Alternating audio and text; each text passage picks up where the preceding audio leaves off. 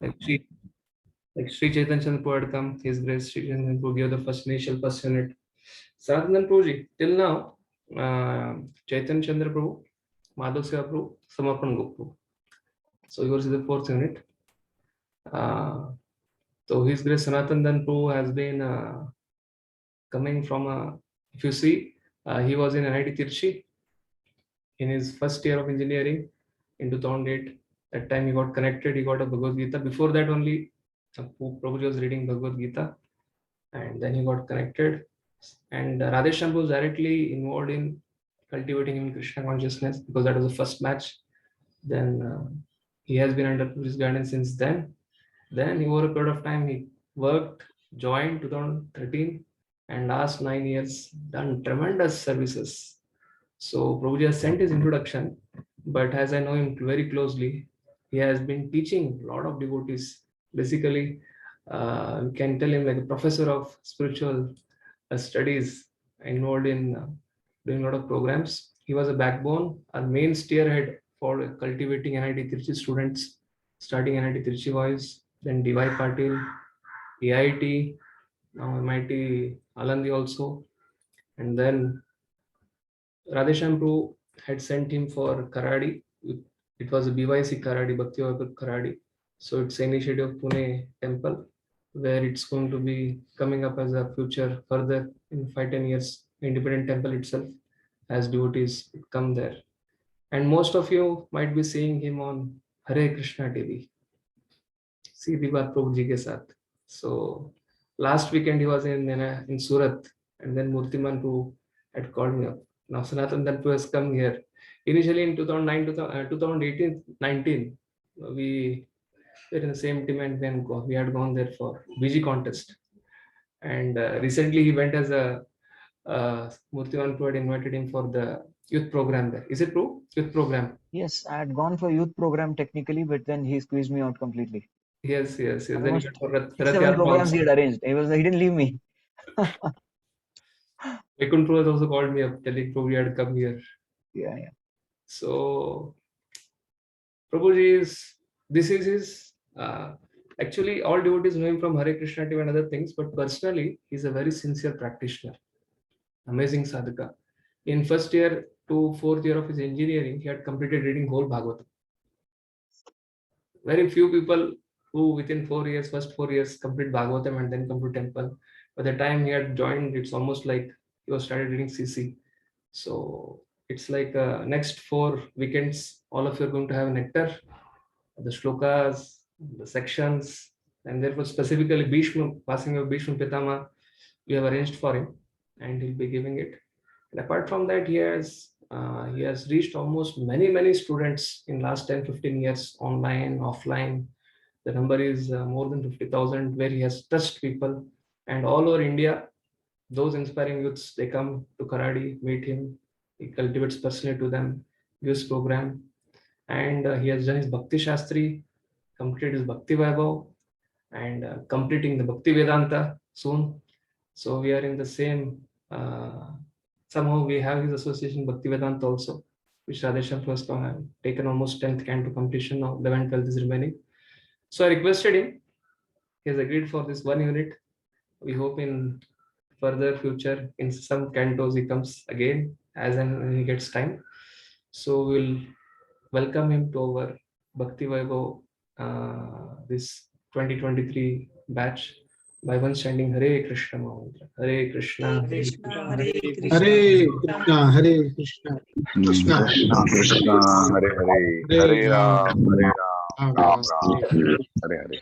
And one more thing is, after coming to Krishna consciousness, his mother, his father, they are also become devotees, and they are staying there and helping him in karate preaching. And one more thing I want to announce: we are going in next weekend to Mayapur, and Prabhuji is also every year from last 10-12 years, since Mayapur Utkarsha camp happens, 10-12 years, he is taking care of the drama, organizing, costume, scripts. So next 2:30 to 4:30, with classes which we'll be having, we will be calling off for covering the closed book exams, open book exams, and we are going to have our shloka test also, because we are going to complete first canto within 1-2 months. So all of you can start preparing shloka test. For 10 shlokas, I'll try to send it to Anush Prabhu. So you can utilize in this coming weekend, which is off for all of you. You can utilize it for completing pending exams. And then after today's session, 2021st onwards, 15, 16 will not be having any session. And 2021st onwards, we will continue 9th, 10th, and 11th chapter. Hare Krishna. Prabhu, you can start, and I'll take your leave because I have to take prasad and then attend Prem Villain attendance. Please carry on, Prabhu. Hare Krishna. Thank you so much for your very grand welcome. And thank you all wonderful devotees for giving me this opportunity to serve all of you. Is my voice audible? Am I very clear to all of you? You can give me a thumbs up. Yes. I will Yes, not take Prabhu. your thumb, don't worry. Yeah. I'm not Dronacharya.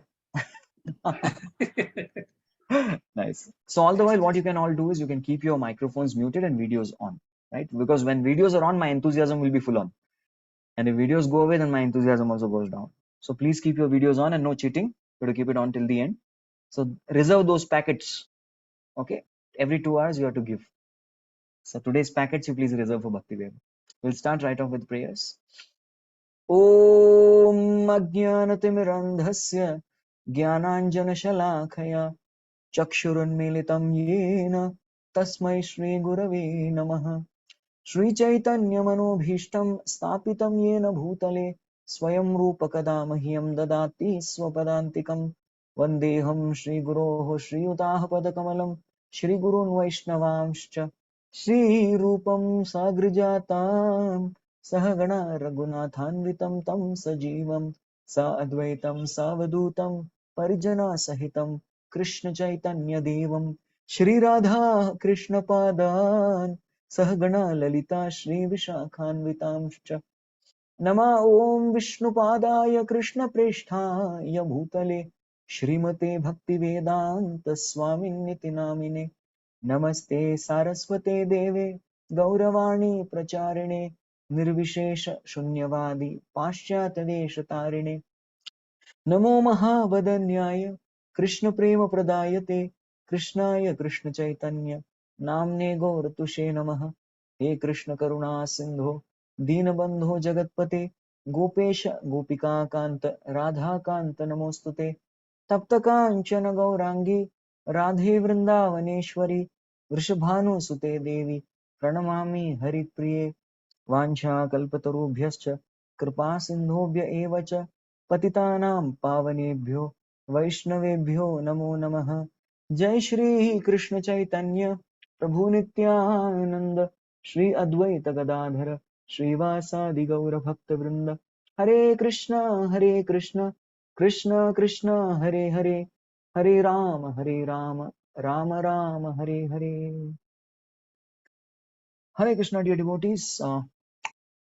Welcome once again. Of course, you're the ones supposed to be welcoming me, but anyways, welcome to today's Bhakti Vaibhav Unit 4, which I'll be taking. So before we proceed ahead, I wanted to ask all of you, what is your exact motivation to do Bhakti Vaibhav? Why you want to do this course?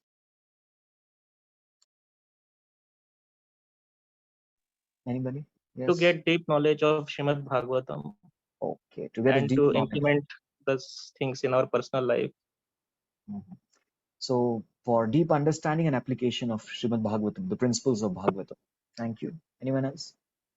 Prabhuji, to read Bhagavatam in association of devotees and also hear from seniors. But simply reading, we cannot get that taste. But now, with the help of the senior teachers, we can understand the intricacies, and we can actually relish it. That is the main This reason. Ram Kishore Prabhu has given the essence. This is what Rup Goswami instructs. But Rup Goswami says very clearly, Srimad Bhagavatam Arthanam Aswado Rasikaisah Sajati Ashaye Snigdha Sadhu Sangasvato Varai. So Srimad Bhagavatam Arthanam, the meanings, the deep meanings of Srimad Bhagavatam.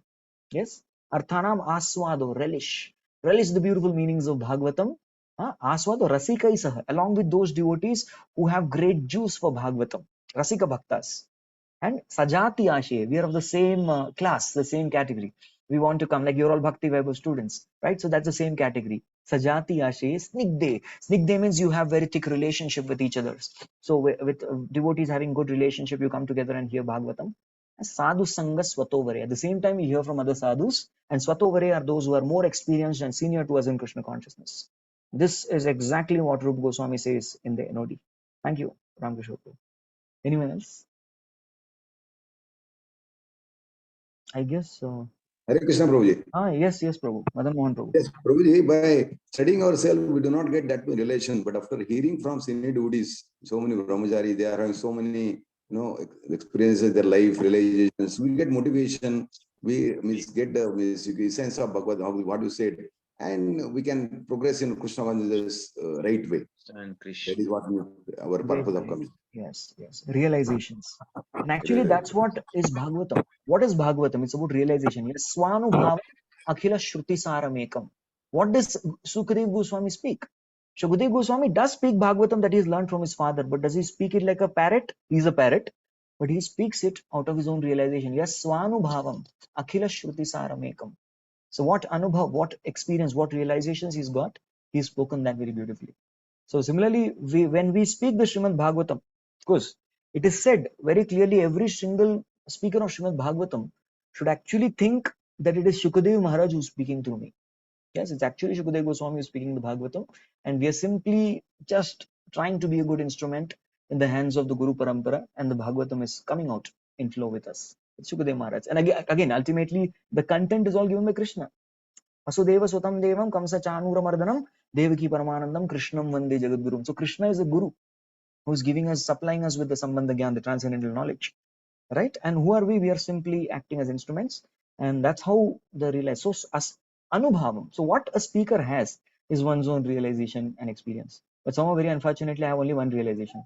That I have no realization. But anyway, I'll try to fulfill your expectation, Prabhu. Anyone else? I think Sandeep. Hare Krishna. Dandavat pranam. Yes, So as Prabhupada says, my book should be studied scrutinizingly. So when we are giving, we have enrolled for the course where we'll be reciting shlokas, we'll be having presentations, group discussions. So in that way, we are trying to go into the depth. And in the association of devotees like you and all the seniors will get to know the essence. Amazing. Jay, very nice. So scrutinizingly study my books. In fact, once what happened, Srila Prabhupada had written the 4th canto of Bhagavatam. And after he written the 4th canto of Bhagavatam, what is 4th canto of Bhagavatam? Something that will really fascinate is Dhruv Maharaj's Katha. So Dhruv Maharaj is known for austerities. So all devotees started doing different austerities. Some of them stopped eating, some of them stopped sleeping, some of them stopped drinking water, and all sorts of austerities. And Prabhupada saw that the ISKCON world is falling sick after the 4th canto of Bhagavatam. They were all not actually doing anything. So then what happened was Srila Prabhupada had to write a letter because all devotees were falling sick. So he said that, well, the real austerity is to scrutinizingly study my books for at least 2 hours. That's the real austerity. So that's what we're doing. 2 hours, we'll try to scrutinizingly study and fulfill the expectation of Srila Prabhupada, and that's a real austerity. All right, I'll just take one more. One more, then I will get into the subject matter. Yes, Hargesh Shobha Lakshmi Mataji. Mr. Prayesh there are too many anarthas in my heart which I want to really get rid of. So then attempt to study Srimad Bhagavatam. Oh, nice. So it is that everybody has anarthas. And one of the very good, I was with His Grace Radhesham Prabhu. I asked Prabhuji that what exactly should be my mood to chant, because Shikshashtakam becomes very hi-fi. So what should be my mood? Prabhuji said simply just purification of heart. This is a very good mood for a sadhaka. Anartha upashamam sakshat bhakti yoga madokshaje lokasya janato vidvams chakre satvada samhita. Man, that's the very intention for which Vyasadeva had written the Srimad Bhagavatam. So that everybody's heart is purified. And everybody's heart, Krishna comes and occupies. You all did Bhakti Shastri? In Bhakti Shastri, Krishna has 2 very wonderful qualities. Saparyaga chukramaka yamavrinam ashnaviram shuddham apapa viddham. Shuddham apapa viddham. Prophylactic and antiseptic. These are the 2 properties. So Krishna goes somewhere, he purifies the heart. And also anyone who comes in touch with Krishna also gets purified. Yes, the purification is guaranteed. So he has these wonderful qualities, antiseptic and allylactic qualities. This is the 8th sloka of Ishopanishad. So Krishna will appear in the heart when we hear the Srimad Bhagavatam. Pravishta karna randrena swana bhavasaruruham. Dunoti shamala Krishna. He'll come and he does the job of cleaning. Jhadu pocha cleaning. All this Krishna takes this job and he's doing it for all of us just by being attentive in Bhagavatam. So before we start off, I just wanted to share something which I was just reading today morning. This is from the 10th canto of Bhagavatam. This is the prayers of Brahmaji. Jnane prayasa mudapasita namanteva, that one. So in that, Hridyanand Maharaj writes a very beautiful statement. And the statement, I think we can all meditate upon this. He said that we can conquer Krishna. Yes, Krishna is Ajita. Ajita jito apitaistri lokyam. Ajitam parajitam. We can defeat Krishna and conquer him and establish Krishna in our heart when we have two particular moods when we hear Bhagavatam. So this was something which was very striking for, although I'd read it many more times, but this was something very fresh. So I wanted to share. If somebody is listening to Srimad Bhagavatam in a reverential mood means I am associating with Krishna. Yes, I am with Krishna. I'm being with Krishna. Imagine we are with our spiritual master. We'll be very attentive. Yes, we'll be very, very reverential. We'll be very, very careful to do anything. So similarly, right now, the next couple of hours we are spending with Krishna. So that's how we have to spend reverential mood. The second thing Maharaj writes is that one has to be hearing this Srimad Bhagavatam in a pleasing manner. In a pleasing manner. So what is a pleasing manner? Now, how to do this in a pleasing manner? I was taking a brahmachari class. I mentioned this point. So the devotees are asking, how pleasing manner? See, now that is in our hands. Suppose there's a person who walks into our home. Now it is our wish whether you want to give this person a very pleasing treatment or you want to discard this person. Get lost. Nikal ja. Get out. So that's in our hands, the way we behave. So similarly, the way we behave in the class is the way we behave with Srimad Bhagavatam. Yes. So let us try to serve Srimad Bhagavatam and all of us try to be Krishna conscious in the next whatever number of days I've been allotted. I'll try to serve all of you like this. Okay. So let's just take a quick link of what has happened till now. Ab tak, kahani ab tak. Okay. So the first canto of Bhagavatam starts with a group of sages, 88,000 in number, assembled with Shaunaka, wanting to do something substantial to this world because the age of Kali Yuga is coming. So they start a 1,000-year sacrifice. That is the time Suta Goswami walks in. And these guys are frustrated with this sacrifice because their faces have become black, nothing else. They've not got any fruitful result from that sacrifice. So when Sukadev Maharaj comes, Suta Goswami comes, that is when they ask him 6 questions. Right? We all know the 6 questions. And these 6 questions are answered in chapter 2 and 3. First chapter is about Rishi Prashnaha. And the second and third, the questions are answered. Till here, so far, so good. Then what happens is Suta Goswami could have answered. Actually, who's the speaker of all the Puranas? All the 18 Puranas are actually interaction between Suta Goswami and other Saunakadi Rishis only. But when these 6 questions come, Suta Goswami remembers his Guru. He remembers Shukadev Goswami and he says, for these 6 questions, because they are such wonderful questions, I have to answer them through Srimad Bhagavatam. And they ask him, what have you answered? Acha, you've answered from Srimad Bhagavatam. Now we want to hear something about Bhagavatam. So please tell us what was the inspiration behind Bhagavatam. How did Srimad Bhagavatam come? So that is where chapter 4, 5, 6 and even some part of 7 is dedicated, where Vyasdev explains about the Narada Upakhyana and how Srimad Bhagavatam was inspired. Etadhi atura chittanam matra sparshit chayamuhu bhav sindhu plavo drishto haricharyanu vandanam. He was inspired by Narada boy's story and he was instructed by his guru Narada. You write Srimad Bhagavatam. So that is 7. And then later on, they wanted to understand, okay, who is the very legend, the hero of Srimad Bhagavatam? And that's not Shukadev Goswami, that is Parikshit Maharaj, because he's a listener of Srimad Bhagavatam. It is his inquiries that brought about Srimad Bhagavatam in a very wonderful way. So then, okay, all right. Before I explain what happened to Parikshit Maharaj, I have to explain what happened at the end of the war of Mahabharata. Right? 10 days, Bhishma was the commander-in-chief. 5 days, it was Dronacharya. Karna for 2 days. And the 18th day, half battle, Shalya was the commander-in-chief, and the last half was Duryodhana versus Bhima. That was the 18 days of the battle. On the 19th day, what happens? The event from there, and how Parikshit Maharaj becomes Vishnu Rat. Somebody is protected by Vishnu. That episode is explained. And then Krishna, now everything is fine, now he's going to leave. Ultimately, the purpose is to introduce Parikshit Maharaj.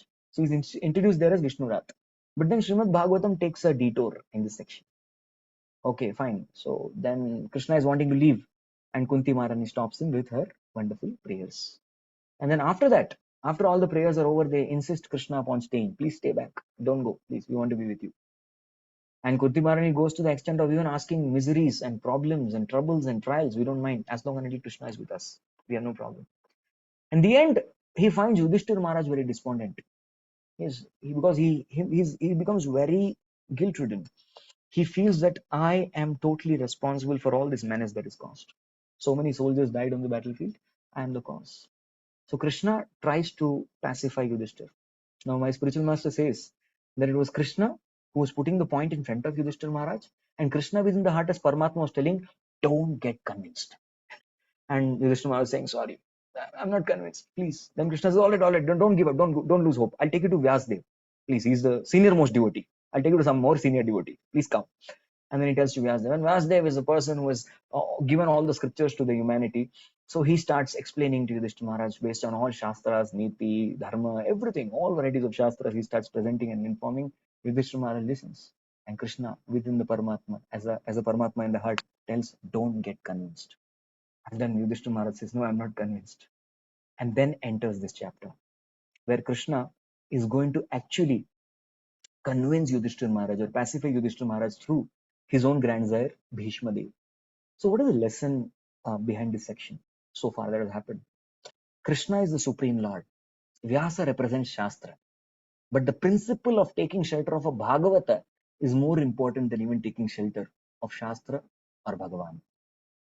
Yes? So that is a deep lesson behind this whole event. That how Krishna has empowered the Bhagavat. Bhishma Dev is one of the 12 Mahajans, right? He is empowered much more. So in Kali Yuga especially, anybody in despondency, any kind of misery, has to approach the Sri as the person Bhagavat. So the person Bhagavat is very important. Krishna, Shastras, of course there, but they are supplementary to the person Bhagavat. And that is what is the whole mood and theme behind this section. Okay, so at this note, we would like to start off our discussion on the first canto, Srimad Bhagavatam, chapter 9, entitled The Passing Away of Bhishma Dev in the Presence of Lord Krishna. So what we'll do is we'll read the verses together, and the translation part, one of you can read the translation. Suta uvacha iti bhitah prajadrohat sarva dharma vivitsaya tatho vinashanam pragat yatra deva vrato apatat. Yes. When you recite the verses, you can be on mute, and devotee who is eager to read the translation can unmute and read. Please, somebody. Suta Goswami said, being afraid because of having killed so many subjects on the battlefield of Kurukshetra, Maharaj Yudhishthir went to the scene of the massacre. There Bhishma Deva was lying on a bed of arrows, about to pass away. So this particular shloka is setting the scene again, a link to this particular chapter. And beautiful one. Iti bhitah. Yudhishthira Maharaj was afraid. Bhita. Bhiti. This bhiti means afraid. Of praja drohat. What have I done? I have killed my praja. I am responsible for the destruction of all the praja. Sarva dharma vivitsaya. So he has had it. See, he is Dharmaraj. Yudhishthira is himself dharma, but he is eager to hear about dharma from another expert person, Bhishma. Correct? So this is what is the beauty of Bhagavatam. Any of you read Bhagavatam fully? Okay. Hargis Parameshwari Mataji. Others, you plan on reading? Please read. Padiye, please padiye. By request, please read. It was an amazing experience. So in the 7th canto of Bhagavatam, there is a section of Prahlad Maharaj, and the title is 7.13. The title is Symptoms of a Perfect Person. So Prahlad Maharaj is a perfect person. But despite being perfect, he is looking out for a perfect person who is Avadut Brahmana. And these two people have a discussion.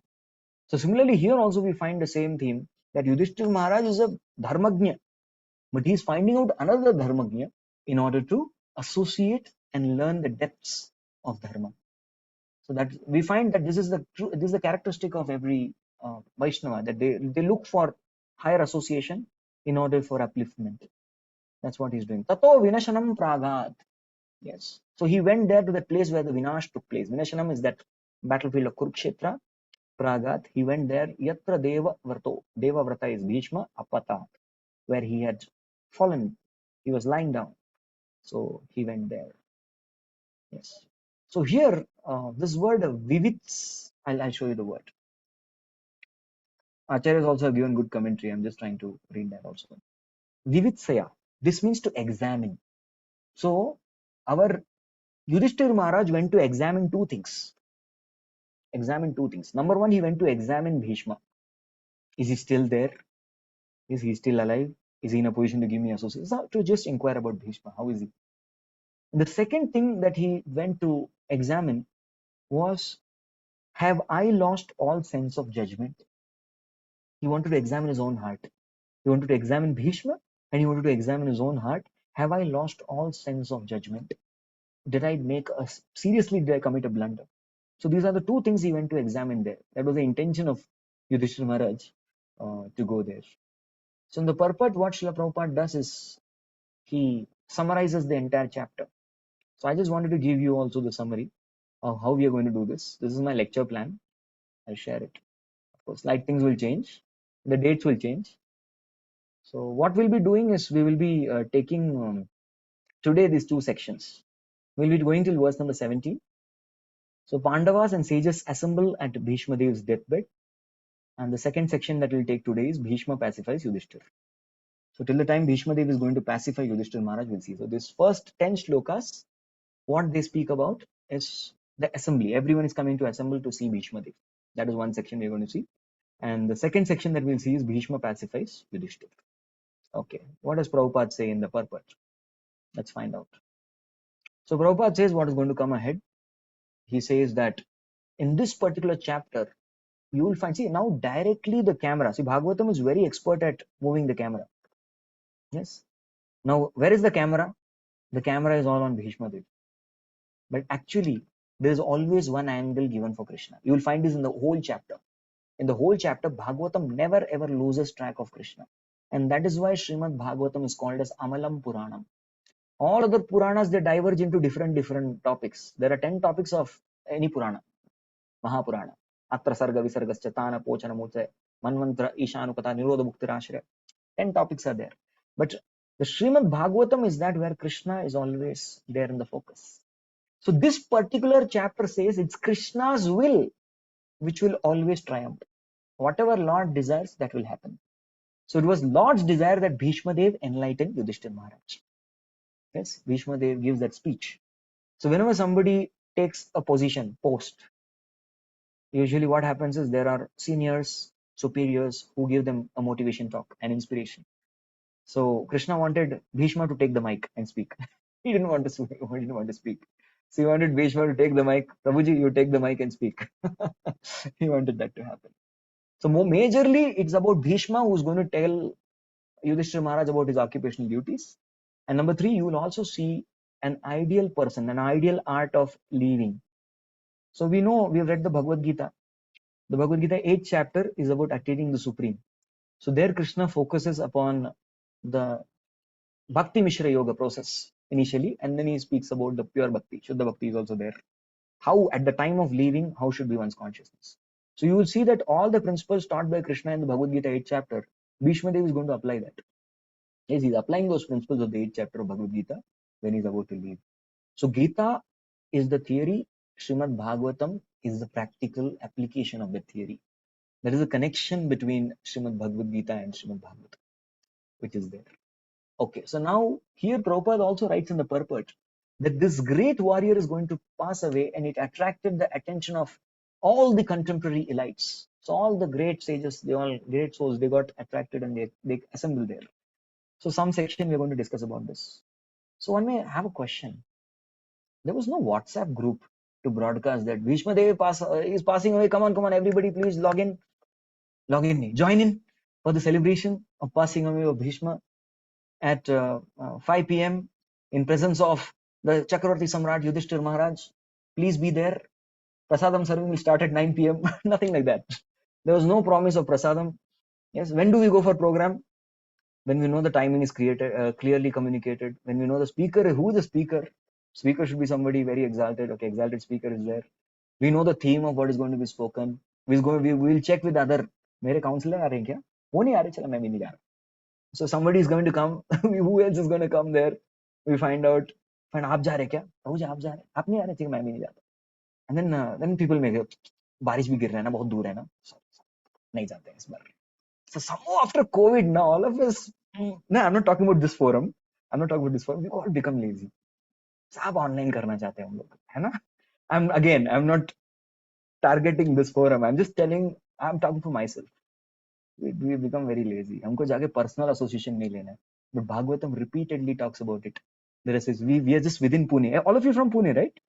I know most of you. I've been seeing you in temple. So most of you I know. I've been seeing you through faces. Now I got to know your name also. Right? Prabhuji, I am from Punjabi Bagh. Punjabi Baghs. ISKCON Punjabi Bagh, Delhi. Hari Jai. Hare Krishna Prabhuji. I am from Mumbai, Prabhuji. Acha, non-Pune are also there. Very nice, Mumbai. Sir. Thank you. Which center in Mumbai? Chowpatty, Prabhuji. Radha Gopinath. Radha Gopinath. Ki Jai. Very nice. And Punjabi Bagh is Radha Radhika Raman. Cute and small deities. Beautiful. They attract the whole world. Amazing. Yes. So, as we were saying, that there was no group, there was no communication. How did these passages come there? So this is called inspiration. This is the inspiration of Krishna. So now if you really want to please a Vakta, speaker, what will you do? Really, I'm telling you, as a speaker, I tell you, give him good audience. So if many audience come, please, the speaker is very happy. So Krishna also inspired everyone as Paramatma, please come for the Bhagavatam class by Bhishma Dev. Yes, he inspired everybody and all of them came for the class. Amazing, right? Imagine only poor Yudhishthir Maharaj with his head bowed down and Bhishma Dev there. There will be so much of it. Now we have 17 devotees here. Very nice. And all of you with videos turned on. Because maximum time my energy goes in inspiring people to turn on video, turn on video, turn on video. But your videos are on. Thank you so much for that. So when videos are on, the audience are participating, then the speaker really gets inspiration to speak. So Krishna wanted to give that atmosphere. And thus he inspired everybody, please come and join the class of Bhishma Dev. And others, they also wanted to come. Why did they come? Yes, they came there because they came for Bhishma Dev. It is said in the Prabhupada writes in one place that the association of such pure devotees is as good as the association of Lord. And they know that now Bhishma Dev, he has lived a very long life. He's a Vasu. We'll learn later on. He's a Vasuttama. He's one of the 8 Vasus who had a very long lifetime. And now he's going to pass away. So we will not get association of Bhishma Prabhuji once again. So for taking his last association and his darshan of a personality who's destined to go to Vaikuntha, let us go and have his association. So nice. That was the main reason why everyone came there and assembled there. Okay. So now let us see the camera. Bhagavatam will keep shifting the camera. So this was the overall. The camera has reached Kurukshetra. Correct? The camera goes to Kurukshetra. Now the camera will move to Yudhishthir Maharaj first. So let's see the next verse.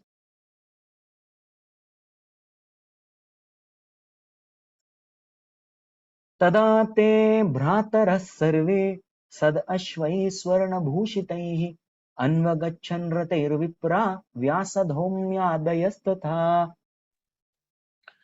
At that time, all his brothers followed him on beautiful chariots drawn by first-class horses decorated with gold ornaments.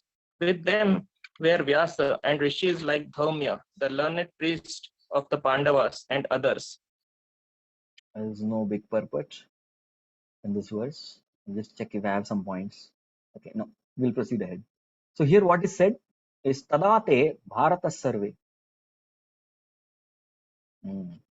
Bhratara Sarve. Bhratara, it's not Bharata. Bhratara. All his brothers, Sad Ashwai, along with their horses, Swarna Bhushitaihi. Now the Swarna Bhushita has a very nice connotation. They are bedecked with all gold and ornaments for a purpose. That purpose will be explained ahead. Anvakachan Rathair Vipra. They were going one behind the other. Yes, a very powerful person comes. Sometimes they show in movies. There's a person going in the car and there are 4 or 5 cars behind. 1, 2, 3, 4. Zing, zing, zing, zing, zing, zing, all coming. And when 5, 6 cars are going, one behind the other, it seems very important person is coming. So here, by Krishna's arrangement, Yudhishthir Maharaj is given that importance. That here is a great person who's coming.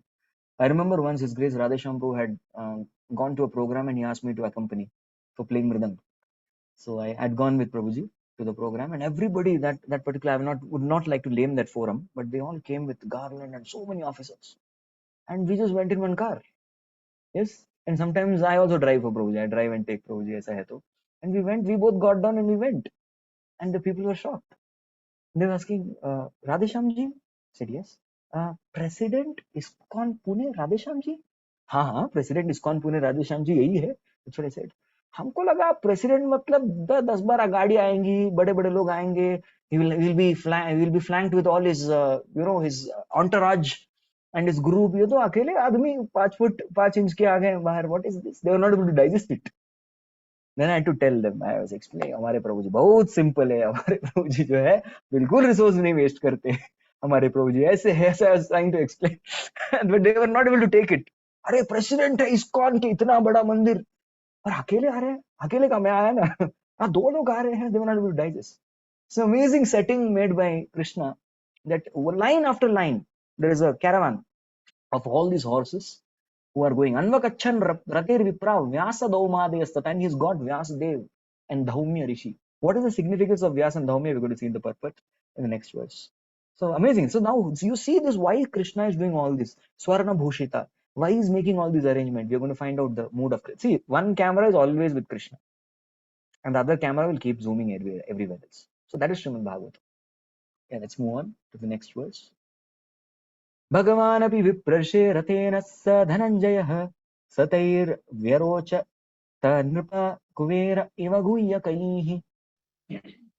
Translation: O sage, among the Brahmanas, Lord Sri Krishna, the personality of Godhead, also followed, seated on a chariot with Arjuna. Thus King Yudhishthira appeared very aristocratic, like Kuber, surrounded by his companion, the Guhyakas. Yes. So here what is Krishna done? It's actually everything is done by Krishna's will. I told in the beginning only. Right? Prabhupada writes this. Krishna's, and what is Krishna's will? See, why Srimad Bhagavatam produces Krishna Prema is when a devotee reads Srimad Bhagavatam and understand that our Lord has this golden heart, then we fall in love with him. Yes. Even the Mayavadis, the Brahmavadis will fall in love with Krishna. Atma Ramascha Munayo Nirgrantha Purukrame Kurvanti Ahaitukim Bhaktim Ittam Bhuta Guno Harihi. When you hear the qualities of Krishna, we fall in love with Krishna. And what is Krishna's quality is highlighted here? Why is Krishna told all the Pandavas Swarna Bhushitai? Decorate yourself with as much gold as possible to please Bhishma. Because when Bhishma will see all the Pandavas decorated with gold, Bhishma will be pleased, I'll be pleased. Yasya Prasadat Bhagavad Prasadat. Why is Krishna arranging that caravan? Bhishma will be pleased. So you see here how much Krishna is meditating on Bhishma Dev to be pleased. He wants to please Bhishma. So this is the mood of the Lord. Lord always is contemplating. He's always contemplating, how can I please my devotee? And a devotee is always contemplating, how can I please my Lord? And this is an eternal competition that goes on in Vaikuntha, in the spiritual world, in Goloka. Each one wants to please the other and want to excel each other. And it is the devotee who always wins by the will of the Lord. Yes, Yashika Mataji? Prabhuji, I have a question. Can I ask? Okay, you can ask this time, but however, I'll tell other devotees, whenever you get a question, please note it down aside and I'll entertain it in the end of the talk. And now, however you have asked, so you can ask. No problem. Prabhuji, actually, they were decorated with gold ornaments, but they are material things. Why Krishna said? Okay.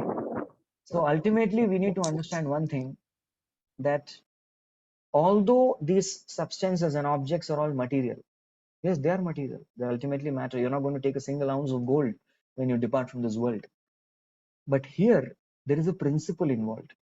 When Bhishma Dev sees a Raja, you will read Bhagavatam, you will find the Rajarshi is supposed to have 15 qualities. 15 qualities. And one of the quality in that is gold. He should be ornamented with gold. That is a Rajarshi. So Rajarshi has 15 such qualities. So he wanted Yudhishthira Maharaj to be having all the qualities in the fullest. Right? So as per the Shastras, Yudhishthira Maharaj was not attached to gold. Krishna is, come on, he's completely neutral. That's what he says. And Bhishma is not going to get pleased with the gold. Bhishma Dev is going to get pleased when he sees that now the dharma is in the kingdom is in the right hands. So to give Bhishma Dev assurance, Yudhishthira has become a king. Now it is Yudhishthira who is the ruling party. No more Duryodhana and Kauravas. To give that assurance, Krishna has asked Yudhishthira Maharaj to put a lot of gold. So as per Shastras also, it is not wrong for a king, because that is one of the opulences that a king is supposed to have. Is it okay? Correct? And that's going to give pleasure to Bhishma Dev. Okay. So here the analogy that is mentioned is Kuvera iva Guhyakaihi. Guhyakas are Yakshas who stay in the Kailash region. They are called Yakshas. And Yakshapati is Kuver. And Kuver is the treasurer of demigods. So Yudhishthira Maharaj was looking like the Kuvera in the center. And all the Guhyakas, all the Yakshas, his brothers, the Rishis, including Krishna. So here Krishna, you look at his heart, he is not taking the spotlight. He is giving Yudhishthira Maharaj the spotlight completely, and he's just playing a side role out here. Yes, that is the second nature of Krishna that we understand. One thing is contemplating on devotees' welfare and devotees' pleasure. And the second one is Krishna wanting to always take a back seat. And he has done that many times. Saratya Parshada Sevana Sakya Dautya Virasana Nugamanastavana Pranamna Snigdeshu Pandashu Jagat Pranatimscha Vishnu Bhaktin Karoti Nripatischarana Ravinde. So in this particular shloka, when Parikshit Maharaj would travel all over the world, many people would say, oh, here is Parikshit, Saratya, his grandfather. Krishna was Sarthi for his grandfather, Parth Sarthi, and Parikshit Maharaj would get a lot of happiness. Parshada. Now here in this particular role, Krishna is being a Parshad. If you see Chaitanya Charitamrita, Krishna's Kaviraj explains about, when he explains the Bhakta Tattva, so that time he tells the two types of Bhaktas. One is Parishada Bhakta, second is Sadhana Bhakta. So Parishada means who are very, very close Angas of the Supreme Lord. They are called Parishad. So here, see, devotees are Parishad of Krishna. Now here Krishna is being Parishad of his devotee.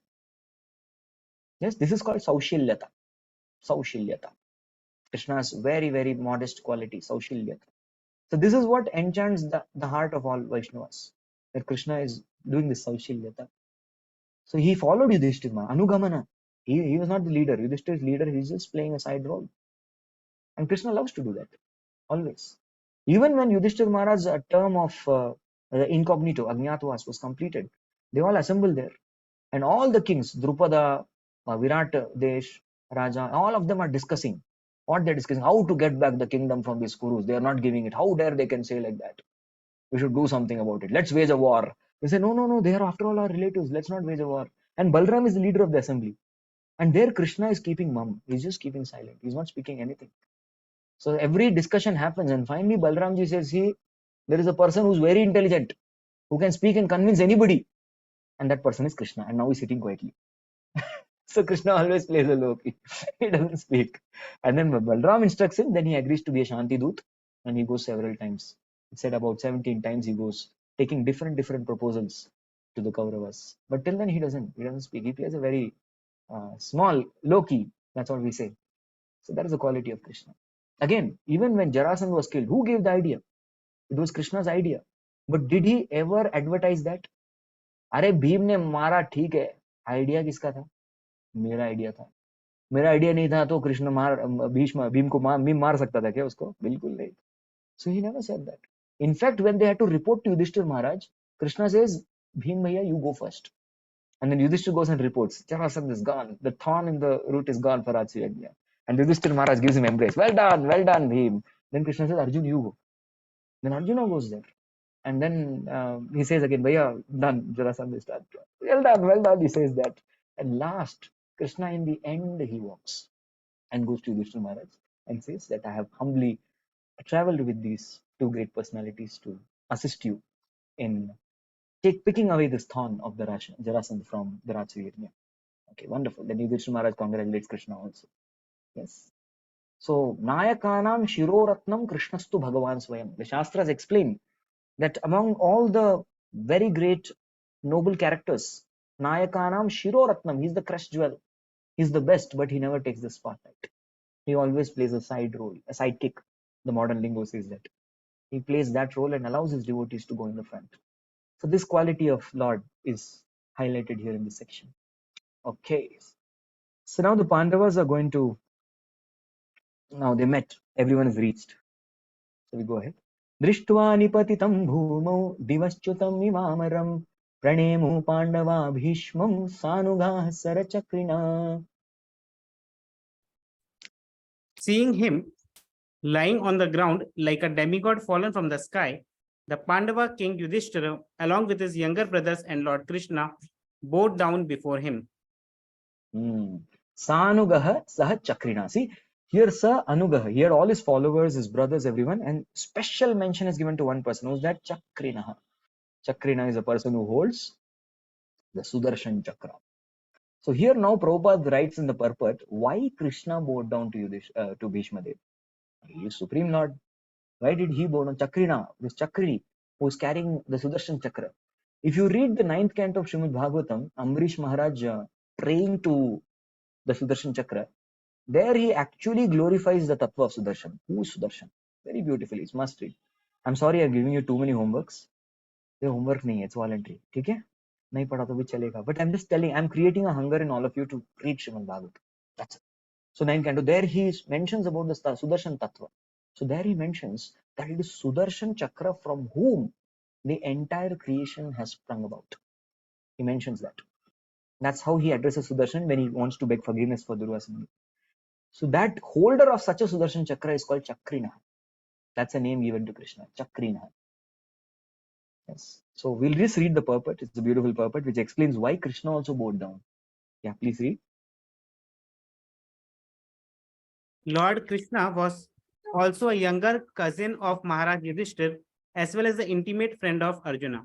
But all the family members of the Pandavas knew Lord Krishna as the Supreme Personality of Godhead. The Lord, although conscious of his supreme position, always behaved according to human customs, and so he also bowed down before the dying Bhishma Dev, as if he were one of the younger brothers of King Yudhishthira. This is the beauty of Krishna Leela. If you see, the Bhagavatam mentions the confidential part of Leela is Purusha Avatar. Purusha Avatar's Leela is confidential. Then there are some Leela Avataras like Matsya, Kurma, Varaha. Their Leela is even more confidential. Then comes those Leela Avataras which are human-like Leela Avataras. They're even more confidential. And then comes the Leela Avatara of Krishna, Krishna's Avatar. He is very, very confidential. And even in Krishna Avatar, his Vrindavan Leela is very confidential. Even in Vrindavan Leela, his Leela with Gopis is very confidential. Even among his Leela with the Gopis, his Leela with Radharani is very confidential. So it's Krishna's character, who is something which is very, very confidential. That is why it is said, Janma karma chi me divyam evam yo veti tatvatah tyaktva deham punarjanma naiti mameti suvarjana. So Krishna is a very mystical person. He's Supreme Lord. Everybody around him knows he's Supreme Lord. But what is he playing? He behaves as per human customs. Manushta cheshta apanno. He does that. Even in the beginning, Kritavan kila karmani saharamena keshava atimartyani bhagavan guda kapata manusha. So this word kapata manusha means although he performs very heroic deeds like the Supreme Lord, Kritavan kila karmani saharamena keshava atimartyani. It cannot be imitated by mortal beings. Atimartyani bhagavan. But still guda kapata manusha. He behaves just like a human being. And that's what increases the sweetness. When Krishna behaves like a human being. Now imagine, there's a form given to our Mahavishnu, Narayana. Please fill this form. He says, okay, what is your father's name? Okay, no father. Okay. What's your mother's name? No mother. Okay, wife name, chalo, wife is there. Lakshmi Devi. Fine. Children, okay, not specifically, all Jivatmas. On the other hand, you look at Krishna.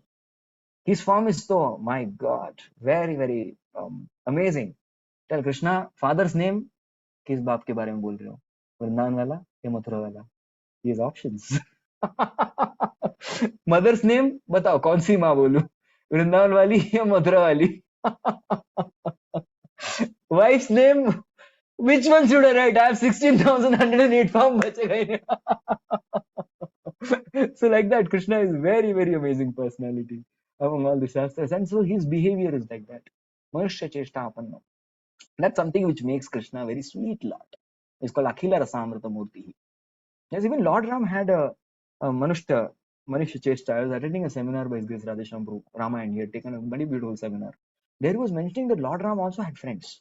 But he made friendship with the leaders, the leader of Vanavaras, Sugriv, the leader of Nishad Raj, or Guha. So the leader of Rakshasas, Vibhishan. So he made friendship only with leaders. On the other hand is Krishna, who made friendship with anyone and everyone. Yes, he was friend of all. Right? Okay. So next we go to the verse number 5. We'll read. Tatra brahmarshayas sarve devarshayascha sattama rajarshayascha tatrasan drashtum bharata pungavam. Just to see the chief of the descendants of King Bharata, all the great souls in the universe, namely the rishis among the demigods, brahmanas, and kings, all situated in the quality of goodness, were assembled there. There are 3 types of rishis mentioned here. Brahmarshi, Devarshi, Rajarshi. 3 types. Okay, there's one more rishi, Maharshi. And there's only one rishi. Yes, Rishi, Maharshi, Devarshi, Brahmarshi, Rajarshi. 5 categories are there. So 3 types of rishis had all assembled. Who is a rishi? We'll read the purport and I'll tell you something more. Rishis are those who have attained perfection by spiritual achievements. Such spiritual achievements can be earned by all, whether one is a king or a mendicant. Bhishma Dev himself was also one of the Brahma Rishis and the chief of the descendants of King Bharata. All Rishis are situated in the quality of goodness. All of them assembled there on hearing the news of the great warrior's impending death. Yes. So here even Bhishma Dev is called a Brahmarshi. So Brahmarshi is not the only Brahmanical status makes you attain the Brahmarishi. So Brahmarishi has different qualities. So he is having, so basis on one's qualities and qualification, one becomes a Brahmarshi. Even our Kaushik Raja, Vishwamitra, he was a Kshatriya. But then when he saw the Brahmanical powers of Vashishta, then he developed a desire to become a Brahmana. So he became a Brahmana. Then from Brahmana he became a Rishi. From Rishi he became a Devarshi. From Devarshi he became Maharshi. From Maharshi he became, and now for him to become Brahmarshi, he had to get certificate from whom? From Vashishta. So Vashishta is having that power of attorney. He is the one, if he signs the certificate, this is to certify that our Vishwamitra Prabhuji is qualified to be a Brahmarshi. He had to go and take sign there, his consent. And they were arch rivals. They had fought tooth and nail in the past. But later on, of course, Vishwamitra is deeply humbled. Vishwamitra says that if I cannot become a Brahmarshi, I'll go and kill him. So he goes with a weapon. See the height of envy which can be there. He goes to kill Vashishta. But then Vashishta is having a conversation with a group of his students. And there he's glorifying the best persons in the world. And there he was telling all his students that if you really want to do your sadhana intensely, do it like Vishwamitra. And as soon as he says that, Vishwamitra's heart melts. And he drops his weapon, goes and surrenders to Vashishta. And even Vashishta picks him up and he awards him. He gives the certificate of Brahmarshi. Please take it. So that is a beautiful part. But the point is, Brahmarshi is something which is about attaining the Brahmanical qualities of goodness, especially Sattva Guna. And somehow in this age of Kali Yuga, we live in the age of Kali Yuga, it's called Nihisattvan. Nihisattvan. We don't have Sattva Guna at all. This age doesn't have it.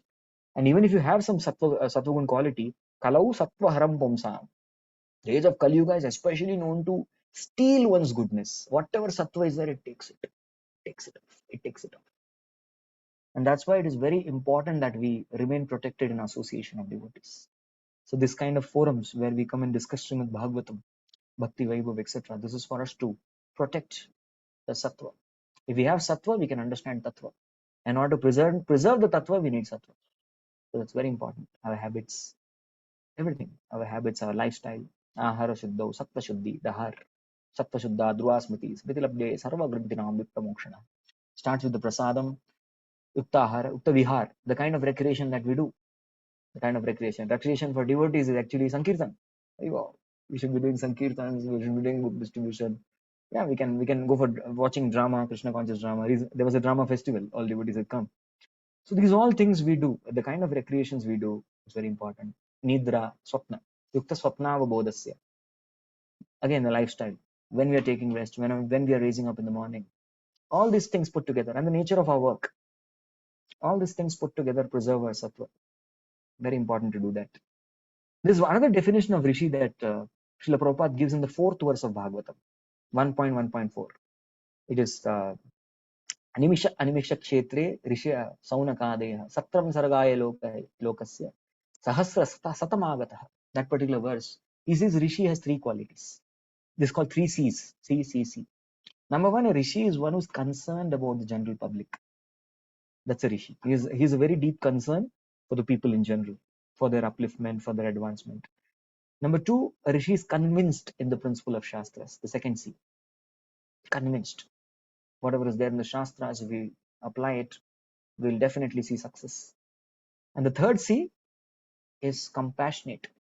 So he doesn't just limit his concern, but then he goes out of the way to deliver the conditioned souls. Janasya Krishnad Vimukasya Deivad Adharmashilasya Sudukkitasya Anugrahaya Charanti Nunam Bhutani Bhavyani Janardanasya. They go out of the way. They go out of the comfort zone. They don't have a comfort zone as such, but they keep traveling, moving around and distributing this Krishna consciousness to one and all. Such a person is a Rishi. Right? So that's what Srila Prabhupada writes as a Rishi previously. Correct? Okay, so now who are those Rishis? So there's going to be a big list of names mentioned, and what we'll do, we'll not read the purport, but the essential points of each and every Rishi will. So Prabhupada spent a lot of energy in mentioning. So the essential points is something which I'll be giving to all of you. And wherever needed, we'll go to the purport. Parvato narado dhaumyo bhagavan vadarayanaha brahadvasho bharadvajah sashishyo renukasutah vashishta indraparmadas trito gritsmado asitah kakshivan gautamo atrescha kaushiko tassudarshanah. Hare Krishna. All the sages like Parvata Muni, Narada, Daumya, Vyasa, the incarnation of the god, Bharadwaja, Parashurama, and the disciples, Vasishtha, Indra, Tirtha, Krishna, Indra Pramada.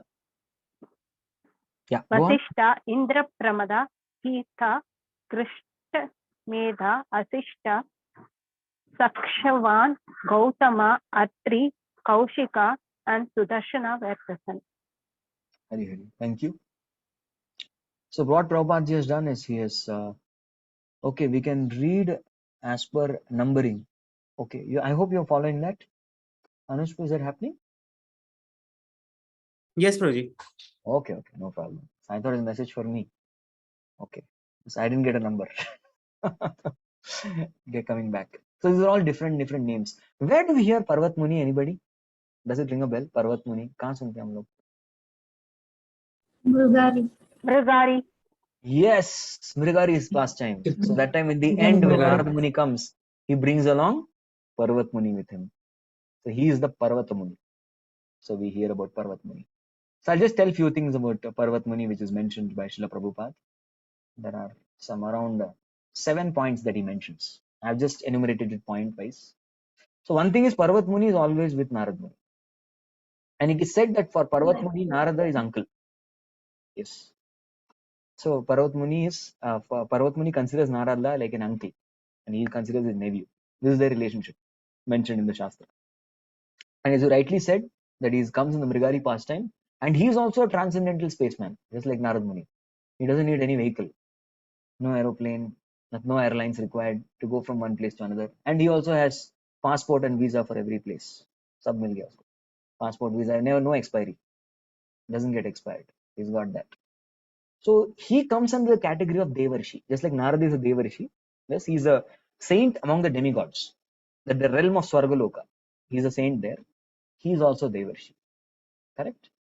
So that is about our Parvat Muni. He was there when Janmajay was doing that fire sacrifice to kill all the snakes. He was very much present there. And Parvat Muni, Narad Muni, both are also called as Gandharvas because they both keep singing. They always do Sankirtan. Yes, they are always in the air doing Sankirtan. So they are also called as Gandharvas because they sing very sweetly. He was present. He was watching. Actually, Narada and Parvata, they were in the Akash Marg. They don't need to come. See, we need a physical vision to find out what's happening. But they can be in the Akash Marg and witness the event. So Draupadi Swayamvar, Narad Muni and Parvat Muni from the Akash Marga, from the celestial sky, they watch what's happening, and they both were blessing Draupadi Swayamvar. And yeah, both Parvat Muni, Narad Muni, their area of preaching is Svargaloka, Gandharloka, yes, Kuber Loka. All these places they go and they preach. They're all the preaching area. And there's a mention of Maharaj Srinjay in the purport. If you see, I'll just show that in my notes. Both Narada and Parvata once were in trouble with the daughter of Maharaj Srinjay.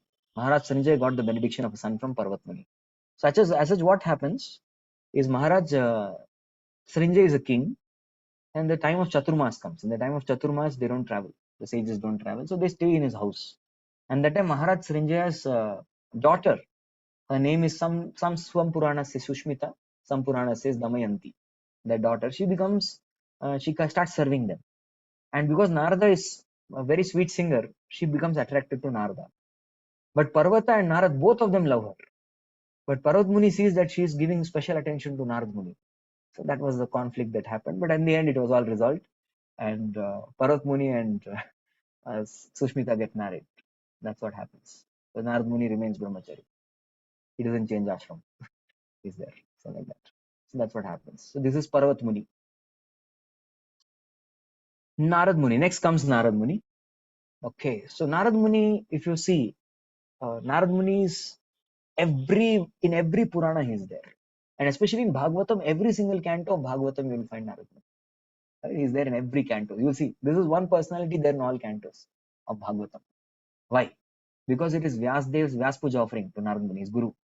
Guru inspired him to speak Bhagavatam and write Bhagavatam. So as a Vyas Puja offering, he glorifies him in every canto. There is no canto without Narad Muni. He is there in all. So if you see Brahma, he had several children. So now every father gives an inheritance to his children. Inheritance. So Brahmaji, when he studied the Vedas, he studied Vedas 3 times.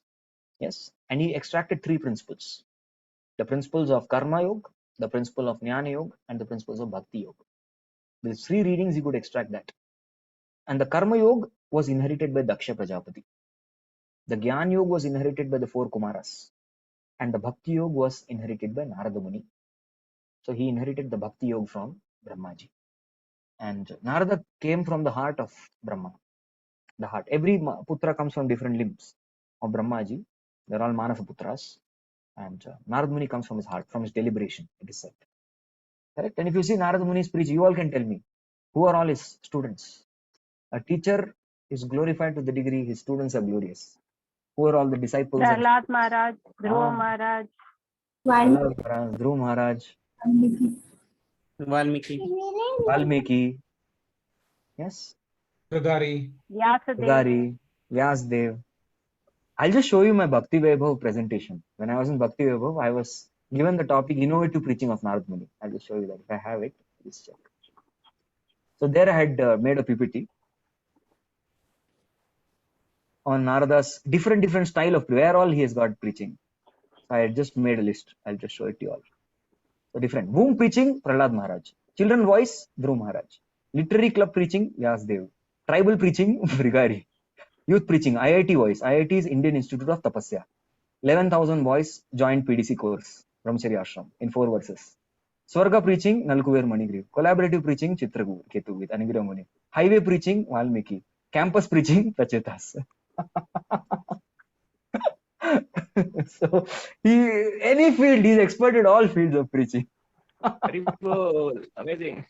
Thank you. I had made when I was in Bhakti Vaibhav. Right? So Narada's innovative preaching was my title. So I had to take from Puranjanopakhanam, 4th canto. So that was my paper to present. So there I had mentioned this. I just thought of sharing with all of you. And here, another track record, counseling also. He is a counselor of so many wonderful Vaishnavas.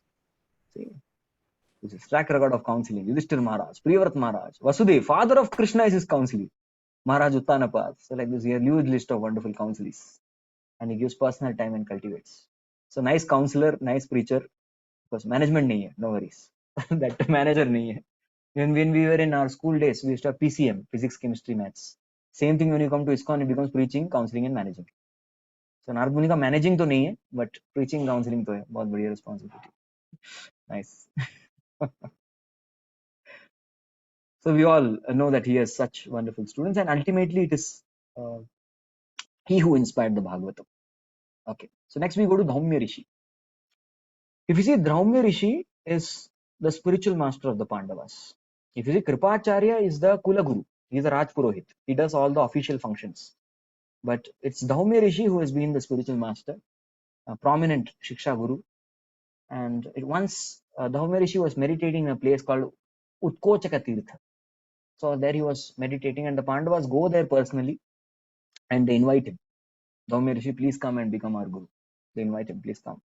And if you heard the name of Devala Rishi, have you heard Deval Rishi's name? जिसका In Bhagavad Gita. अच्छा असितो देवलो व्यासो. Correct. No, that gudgudi, tickling. Who does tickling na for Deval Rishi, and then he becomes crocodile. वो gudgudi करता है crocodile बन जाता है. That Deval Rishi. That Deval Rishi is his elder brother. Deval Rishi's younger brother is Gudgudi. So they all related. All one brother is great soul.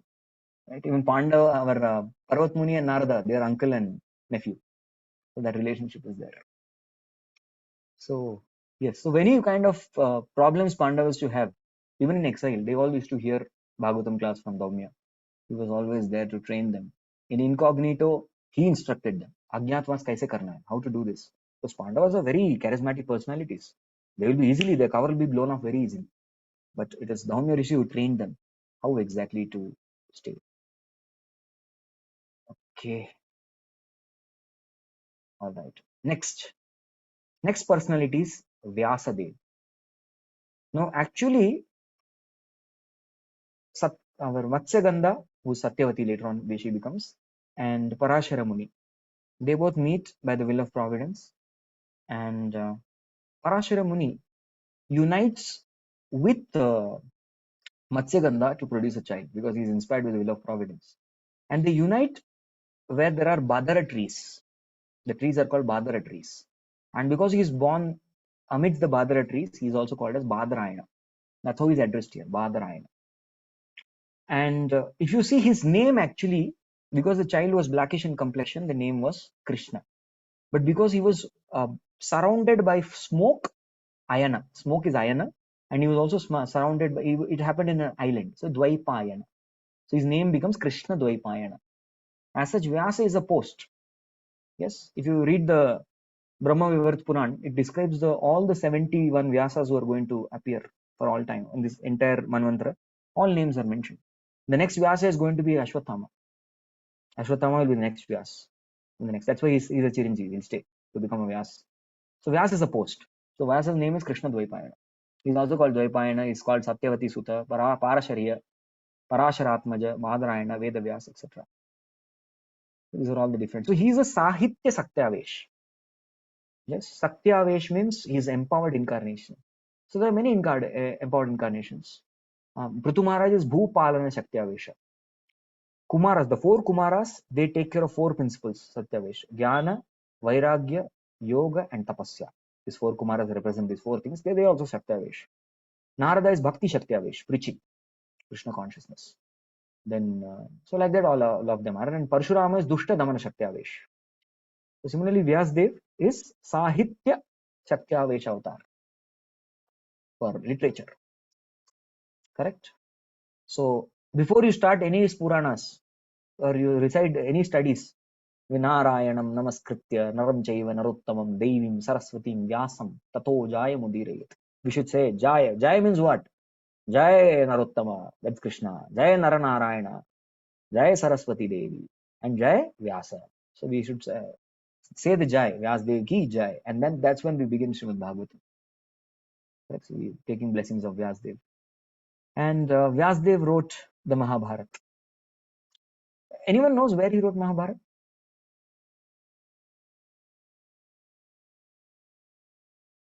Let me see. Vyas Gufa? Where is the Vyas Gufa? Badrinath. There he writes Srimad Bhagavatam in the Vyasa Ashram. Bhakti Yogena Manasi Samyak Pranite Amale. Apashat Purusham Purnam Maya Anjatata Pasha. So he needed a writer. He's about to write Mahabharata. Sri Shudra Dvijabandhunam Trainam Shuti Gocharam. The Sri Shudra Dvijabandhus are not having access to Vedas, so he wanted an equivalent Veda. So he worships Brahma, and Brahmaji says, I have a good candidate writer for you. He's Ganesh. And Ganesh immediately agrees and he says, I'll have a nice pen.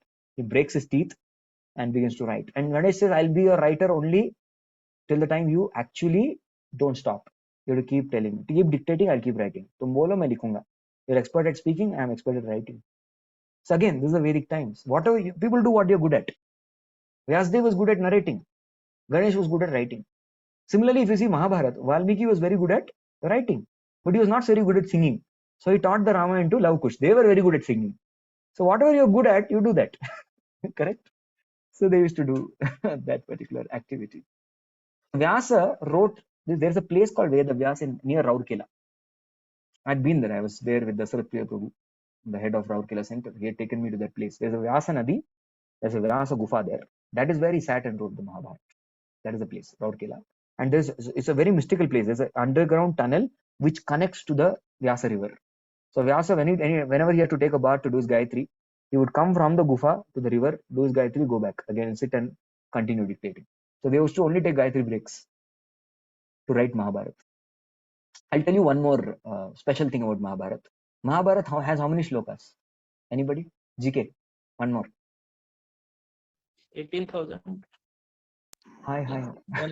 Sorry, 1 lakh. Srimad Bhagavatam has 18,000. 1 lakh. 1 lakh shlokas for human beings. Actually, Mahabharata had 60 lakh shlokas. 60 lakh. Narad Muni takes away 15 lakh shlokas to instruct to the Devatas. He takes it. So Guru is taking from disciple. Yes, so he takes 30 lakh shlokas. 30 lakh. Out of 60 lakh, 30 lakh shlokas, Narad Muni takes 50. How much remaining? 30 more. Then what happens is the great sage Asita Devala. He takes 15,000 shlokas. And he says that I will recite it to I'll be reciting this particular to the sub-demigod, Gandharvas, Apsaras, Charanas, Vidyadharas, for them. Then Shukadeva Goswami says, I'll take the 14 lakh shlokas and recite it to the Rakshasas, Yakshas, Asuras, Daityas. Even they also benefit from Mahabharata. And so 1 lakh shloka that remain, that Vaishambhayana tells to Janmaji. And that's the story of the 60 lakh shlokas. You will find it's there in the purport only. Correct? So that is how he wrote the Mahabharata.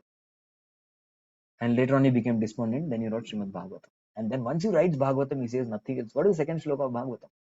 Dharma projita kaitavotra paramo nirmatsaranam satam vedyam vastavamatra vastu shivadam tapatrayon moolanam. Srimad Bhagavate Mahamuni krite. He's telling, I Mahamuni have written this Bhagavatam. Kimva parerishwara. What else do you need, man?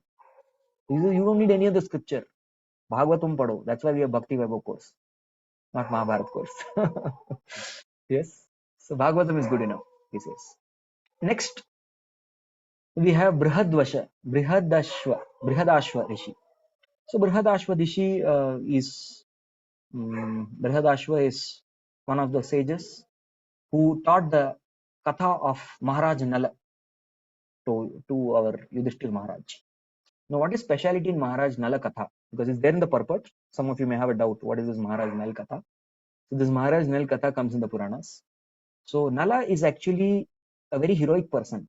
He was a very dexterous person, son of Veerasena, and he was a Nishad Raj. He was a Nishad, and he marries Damayanti, who is Vidarbha Desh. She's the princess of Vidarbha. He marries her. So they struggle. They're lovers. They struggle to come together. So that struggles of Nala Maharaj teach very deep lessons to sadhakas. Their struggle. So that's what he explains. Brihadashva. Then there is Bharadwaj Rishi, the sage number 6. Now Bharadwaj is one of the 7 Saptarishis. There are 7 Saptarishis.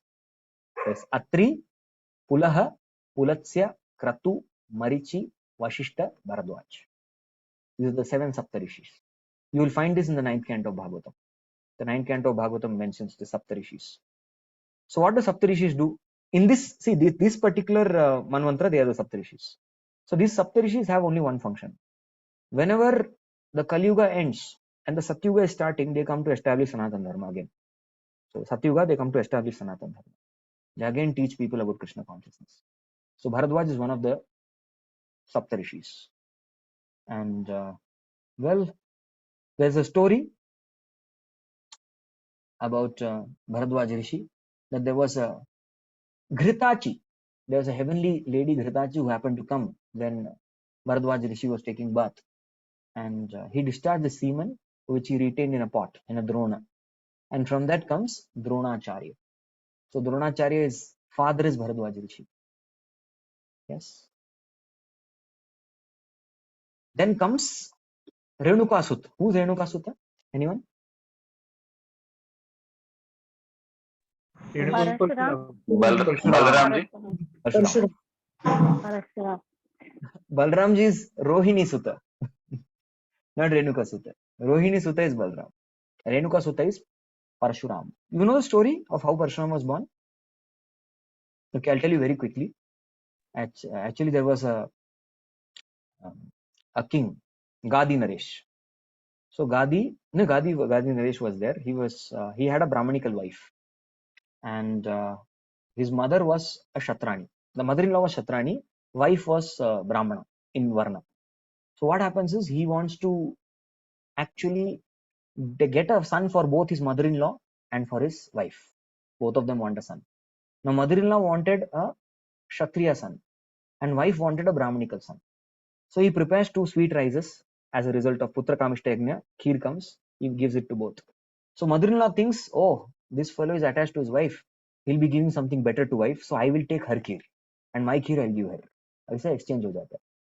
And they both take their kheers. And then what happens is his wife, Gadi's wife, she says that, well, something different is happening. I'm feeling some rajas. So that is for your mother and not for you. And she starts feeling sattvic symptoms. He says, I wanted Kshatriya, I'm going to get like this Brahmana.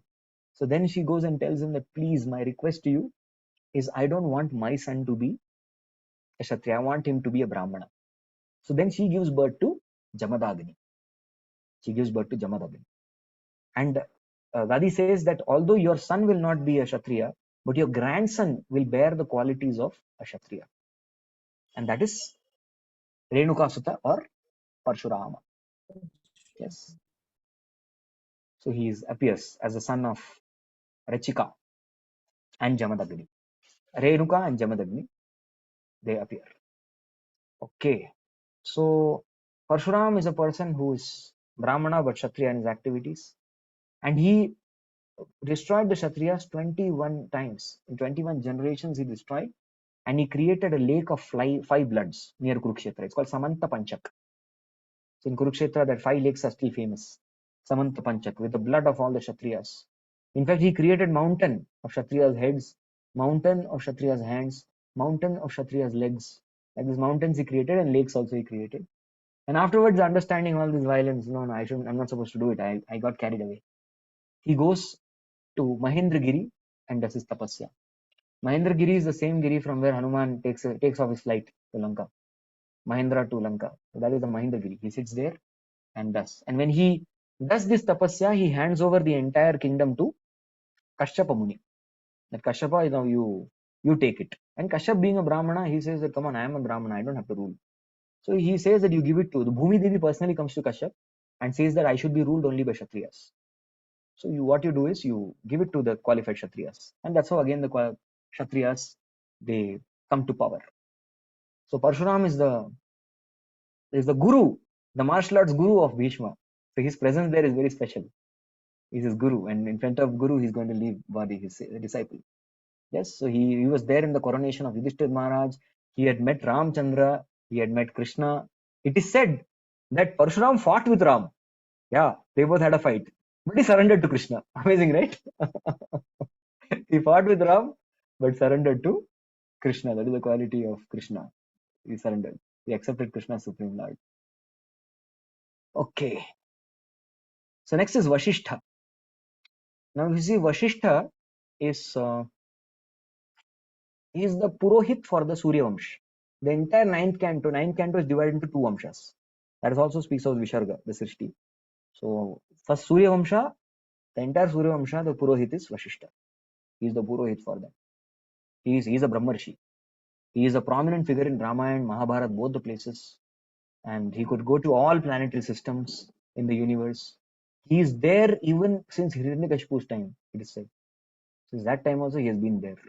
Prabhupada writes. And there was a tension between him and Vishwamitra. We will not get into that. Many of you know it. So I will not take that. But what did Vishwamitra do? Something that you don't know, I will tell. Vishwamitra, he killed 100 children of Vashishta. He killed it. And there was, he tolerated that. He forgave him. But there was one son who was very dear to Vashishta. His name was Satya. Shakti. Shakti was very dear. So now what happens is Vishwamitra could not kill Shakti very easily because he had lost his tapobal. So what he does, he collaborates with an asura called Kalmashapid, and he tells him to go and kill off Shakti. So Kalmashapid comes in front of Shakti. They both meet. And Shakti says, please give my way. He says, I will not give way. If you want, you go other way.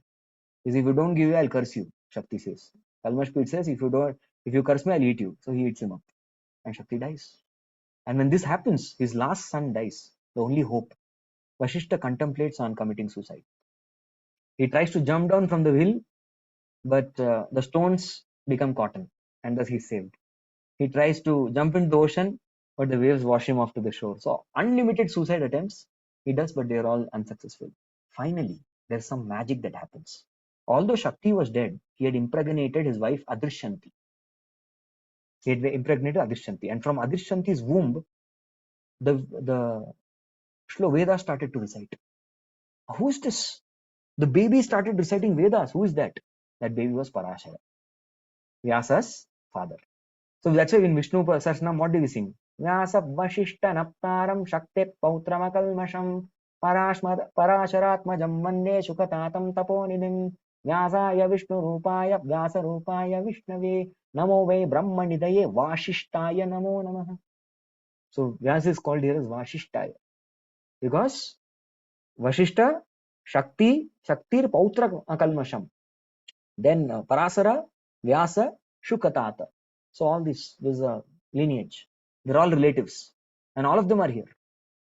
Correct? Except Shakti. Of course, Shakti is dead, but others are here. Okay. Then there are some more sages. We'll see very quickly. Indra Pramada is one celebrated rishi. There is a Trita. Here actually it's Trita.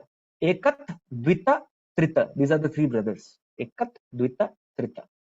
These are the three brothers who are the children of Gautam Rishi. Correct? And he was such a great soul. He died. Through his sadhana, he went to Brahmalok. Satyalok, actually. Brahmalok is different. Satyalok he goes to the planet of Brahma. Yes.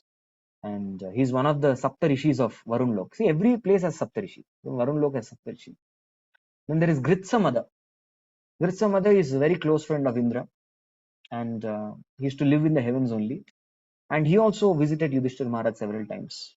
And he was a devotee of Shiva. So he used to tell about Shiva Katha to Yudhishthira Maharaj. Then there is Asita. Now this Asita is that personality who is called as the Asita Devala Rishi. Bhagavad Gita, the Asita Devala. So he explained the 15 lakh slokas from Mahabharata.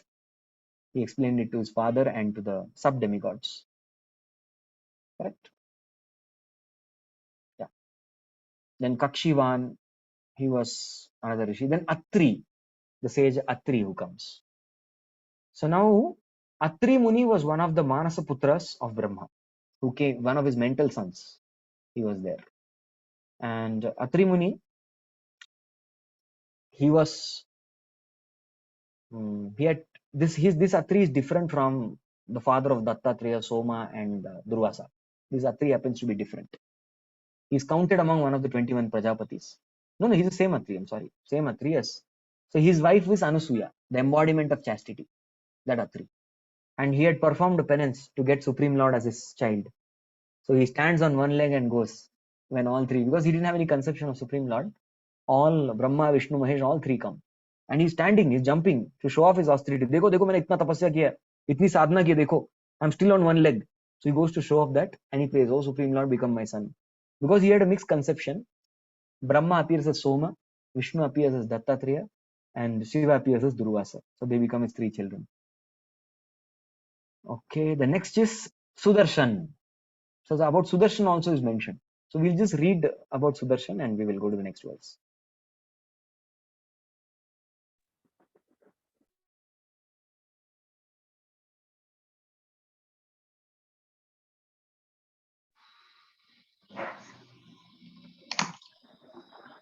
Should I read, Prabhuji? Please go ahead. Read the highlighted portion only. Okay, Prabhuji. Sudarshana. This wheel, which was accepted by the personality of Godhead, Vishnu or Krishna, as his personal weapon, is the most powerful weapon, greater than the Brahmastra or similar other dangerous weapons. In some of the Vedic literature, it is said that Agni Deva, the fire god, presented this weapon to Lord Sri Krishna, but actually, this weapon is eternally carried by the Lord. Agni Deva presented this weapon to Krishna in the same way that Rukmi was given by Maharaj Rukma to the Lord. The Lord accepted such even though such presentations are eternally his property. There is an elaborate description of this weapon in the Adi Parva of Mahabharata. Lord Sri Krishna used this weapon to kill Shishupala, a rival of the Lord. He also killed Salva by this weapon, and sometimes he wanted his friend Arjuna to use it to kill his enemy. Yeah, thank you. So Arjuna could use Sudarshan, but Ashwatthama could not use. Once Ashwatthama comes to Krishna and asks for Sudarshan Chakra, Krishna says, "Why do you want it?" He says, "No, see, de do na mere ko." And Krishna says, "Okay, try to hold it." So Ashwatthama tries his best to hold it, try to get a grip on it. He's not able to. Finally gives up. He says, "Krishna, nahi chahiye. Aap hi rakho." And by the way, Krishna says, "Why did you want this Sudarshan Chakra?" Ashwatthama, "Jaane do na, please." "नहीं, bolo, क्यों चाहिए था?" He says, "To kill you." So he wanted to use Sudarshan Chakra to kill Krishna only. So there's a group of class of people who are using Vedas to disprove the existence of Krishna. They're all compared to Ashwatthama's. The scientists, they're using all resources given by Krishna to disprove the existence of Krishna. So, but Arjuna could use Sudarshan Chakra. Okay. Next, there are three more rishis mentioned. We'll go ahead. So we could cover all. Anye chamunayo brahman brahmarata amala shishye rupeta ajagmu kashyapangri rasadayah. And many others like Sukdev Goswami and other purified souls, Kashyapa and Angirasa and others, all accompanied by their respective disciples, arrived there. Okay, so here we'll study about three sages. And here Shukadev Goswami is called Brahmarat. See, Shukadev is Brahmarat and Parikshit is Vishnurat. Rat means actually to rescue, to protect. He's called as Rata. So when did Krishna protect Shukadeva? So this story comes in the Brahma Vaivarta Puran. There the story comes how he becomes Brahmarat. Was it ultimately Krishna who protected Shukadeva in the womb? And then Shukadeva is not coming out of his mother's womb for 16 years. And then Krishna assures, he says, "You please come out. Don't worry, I'll protect you from Maya." Because he was very afraid, I'll get into Maya. So Krishna says, "I'll protect you and you'll be called as Brahmarat." So that's how he gets the name Brahmarat. Correct. So Shukadev Goswami, well, so we know very well that he actually learned Mahabharata from Vyasadeva first. And then later on he learned Srimad Bhagavatam. And as discussed earlier, 14 lakh verses of Mahabharata, he speaks to the Rakshasas and Yakshas. He gives them that knowledge. So he studied Vedic literatures thoroughly under his father, especially the Srimad Bhagavatam. And if you see here, the Vyasadeva, the father and son have a very deep conversation. They discuss totally 11 topics. I'll just show you the 11 topics that they discuss.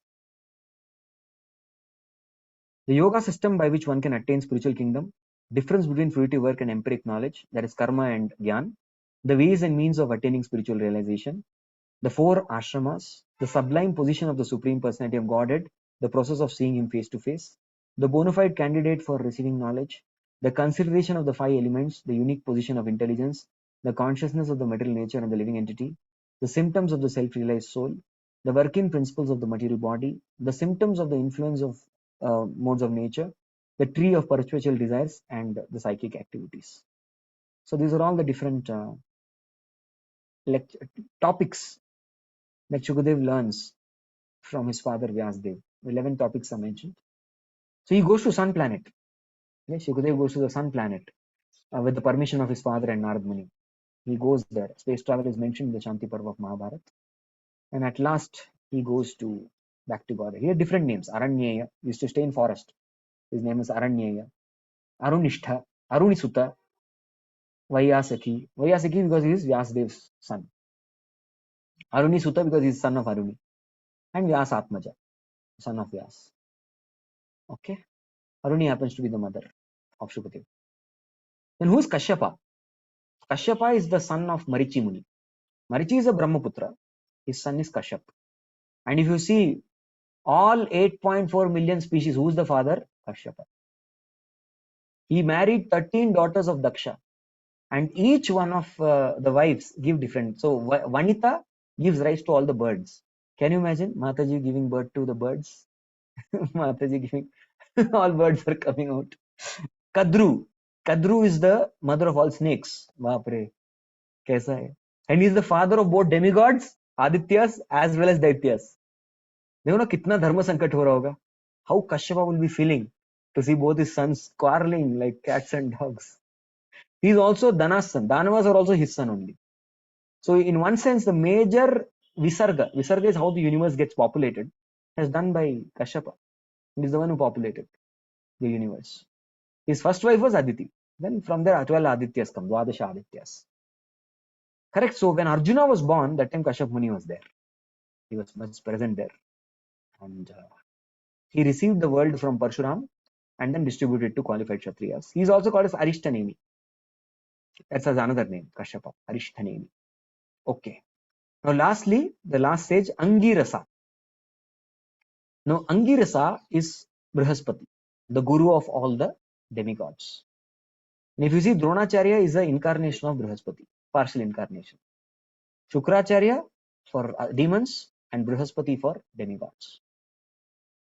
Correct? So he is the guru. And if you see, Indra offends Brihaspati. This chapter comes in the 6th canto of Bhagavatam. Indra offends Brihaspati. Not once, many times he offended. One time he offended Brihaspati. He cursed Indra to become pig. And Indra became a pig. And even as a pig, he became leader of all the pigs. And Brahmaji personally went, Indra, what are you doing? You're leading a pig's life. You're supposed to be ruling the heavens. And Indra says, no, I'm very happy here. Look at my wonderful gutter. Look at my wonderful wife, pig wife. She's my wife. These are my piglets. And we're all staying in gutter very nicely, drinking gutter water. And every day my wife gets me hot plate of stool to eat. So Indra was in such a conception. Right? Such misconception. Nice. All right. So now all the sages have assembled. The next verse, the 9th verse, will tell how Bhishma welcomed these sages. We have to pick a little speed. We'll go a little fast now. Yeah. Tan sametan mahabhagan upalabhya vasutama pujayamas dharmagno desha kala vibhagavit.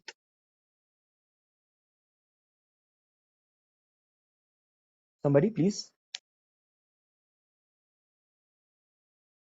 Please read.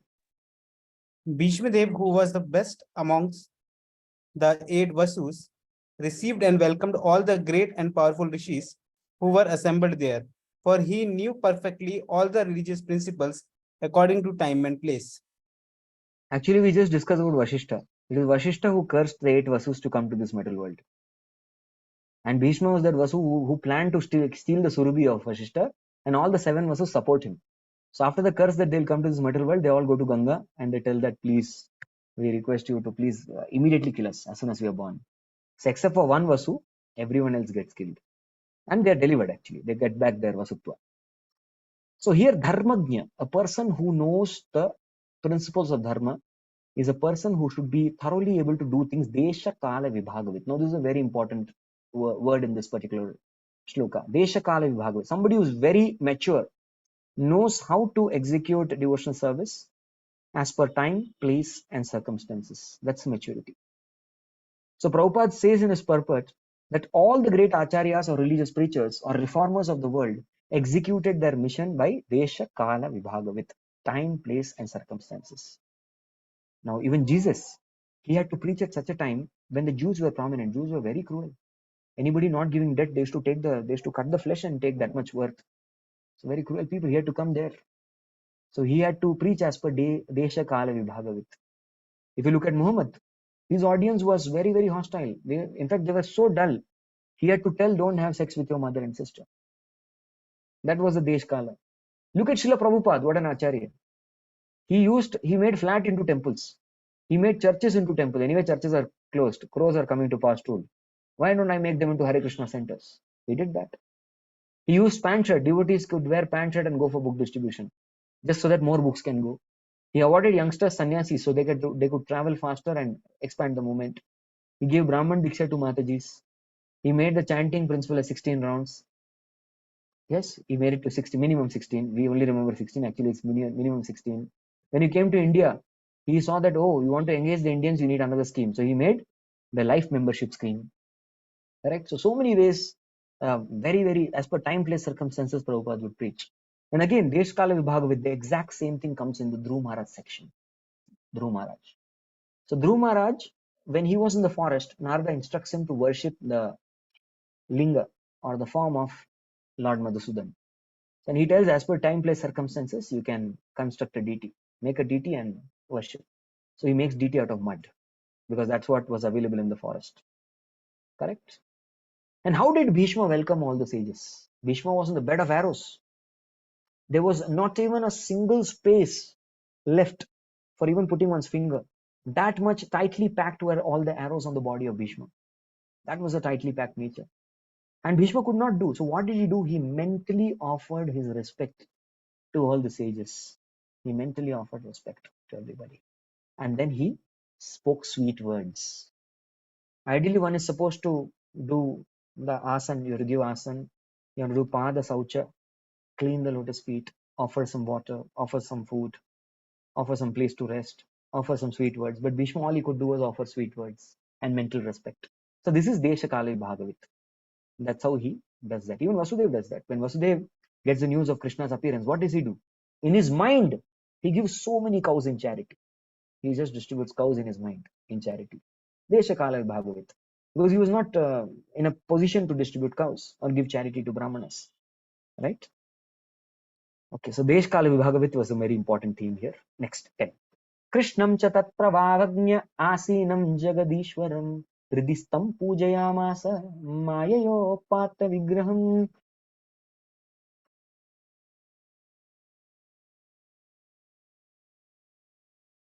Yes. Somebody? Please read.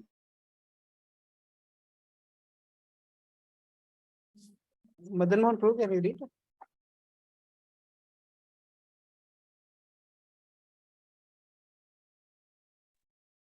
Lord Sri Krishna is situated in everyone's heart, yet he manifests his transcendental form by his internal potency. This very Lord was sitting before Bhishma Dev, and since Bhishma Dev knew of his glories, he worshipped him duly. So here Krishna's position is kept unique. Everybody on one hand, on that now this Bhishma's heart.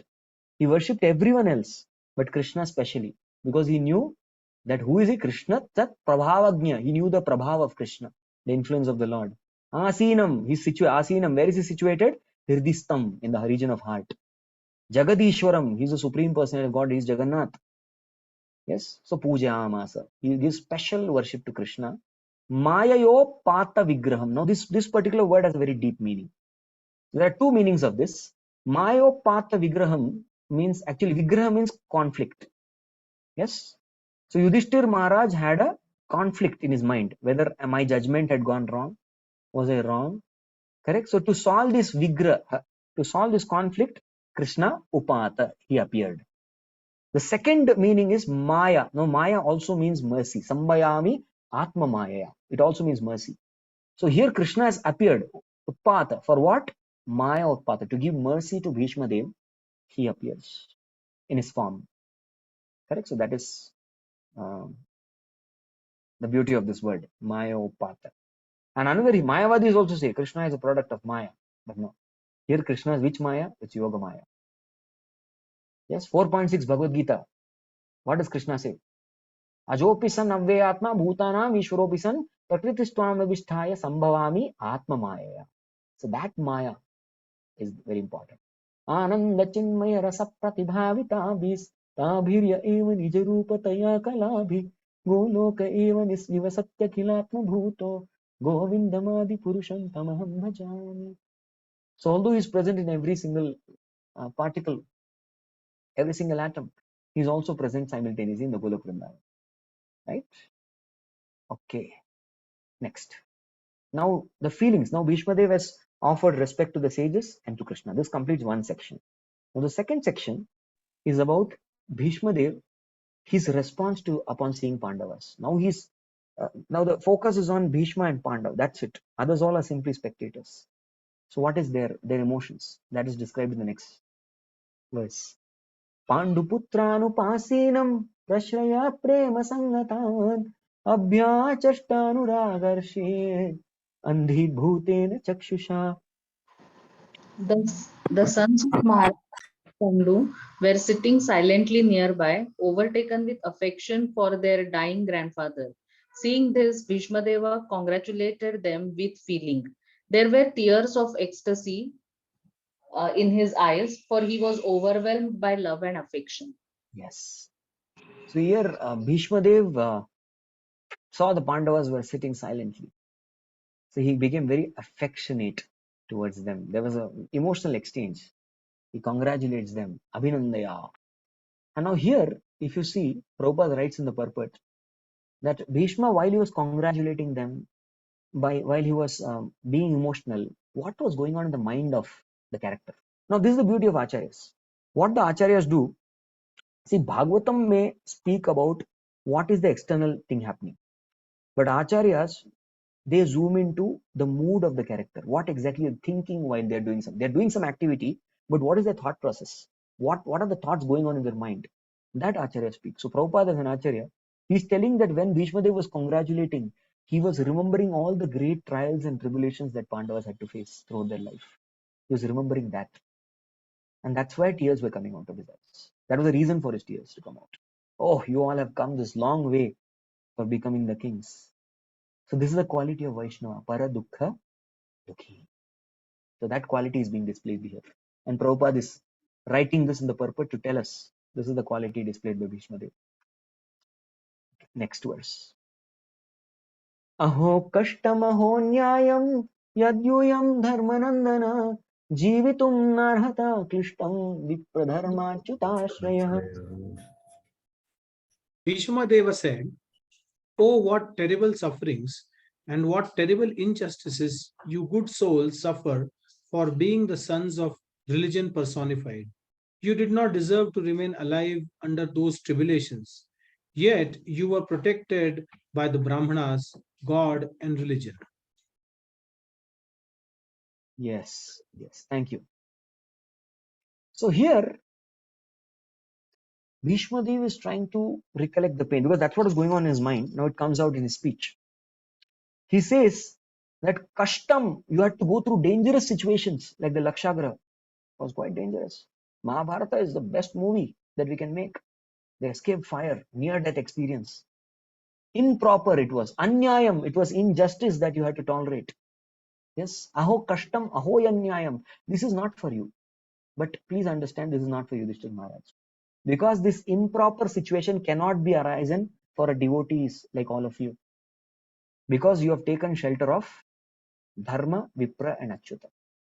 So this is not your situation, please understand. But anyway, you have always been a very great soul, Yudhishthira Maharaj.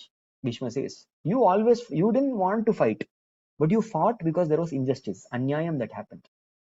And you simply executed the will of dharma, vipra, achyuta. What was the duty to be done? Number one. Number two, the Brahmanas, what they told, what is the dharma, you did that. And achyuta, what Krishna wanted, you did it. And as long and until you do things as per dharma, vipra, achyuta, you don't have to be despondent. And Prabhupada writes in the Chaitanya Charitamrita, in the section of Madhavendra Puri, he says that any devotee, now even you may be dharma, vipra, achyuta, ashraya, any devotee, when we are doing service, we'll face four situations. Number one, scarcity. Number two, impediments. Number three, discomfort. And number four, unhappiness. This is one of his Grace Gaurangpu's favorite themes. He keeps repeating again and again whenever he comes. So these are the four things: scarcity, impediment, discomfort, unhappiness. These 4 things will surely come, even if you are dharma viprachyudashraya. Yes. So that is the suffering that everybody has to undergo.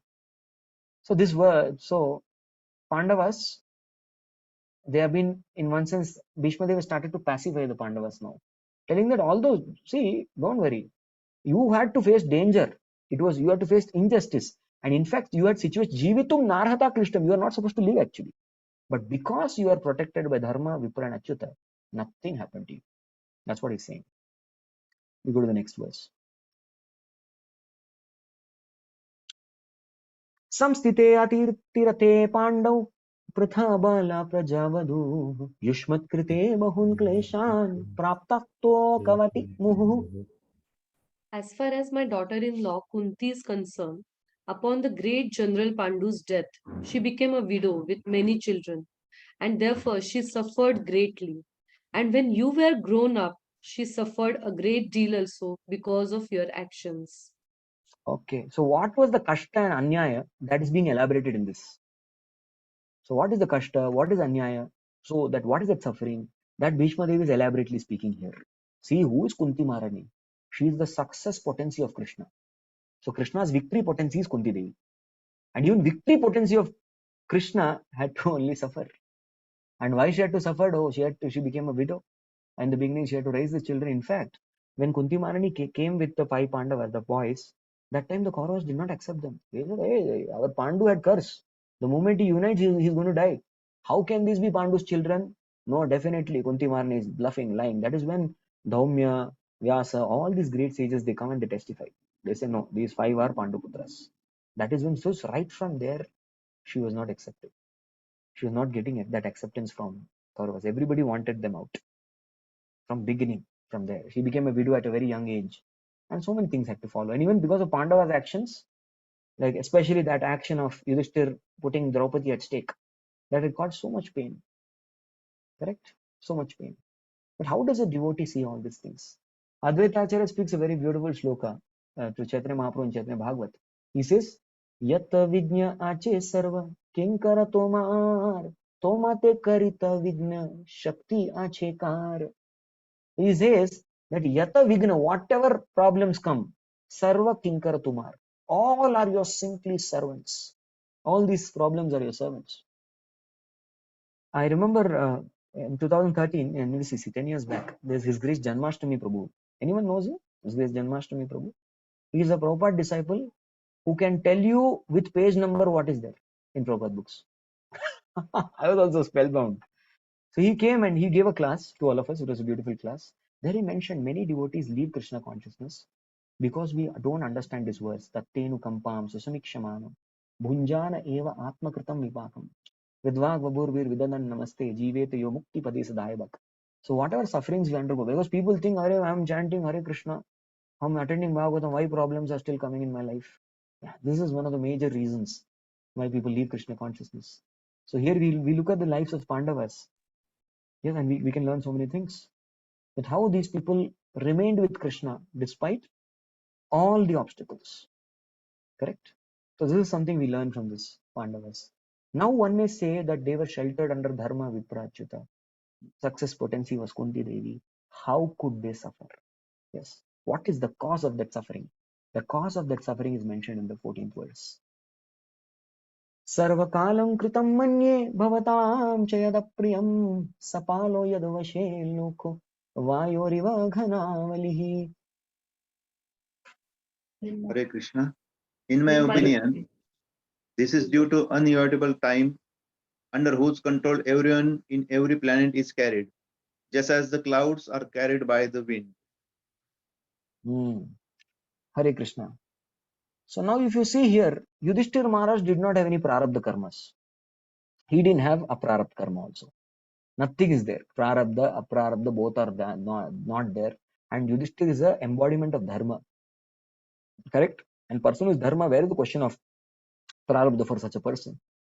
So thus, it is to be clearly understood that Yudhishthir and Pandavas are suffering neither because of past karmas or the recent karmas. They are simply suffering on account of time.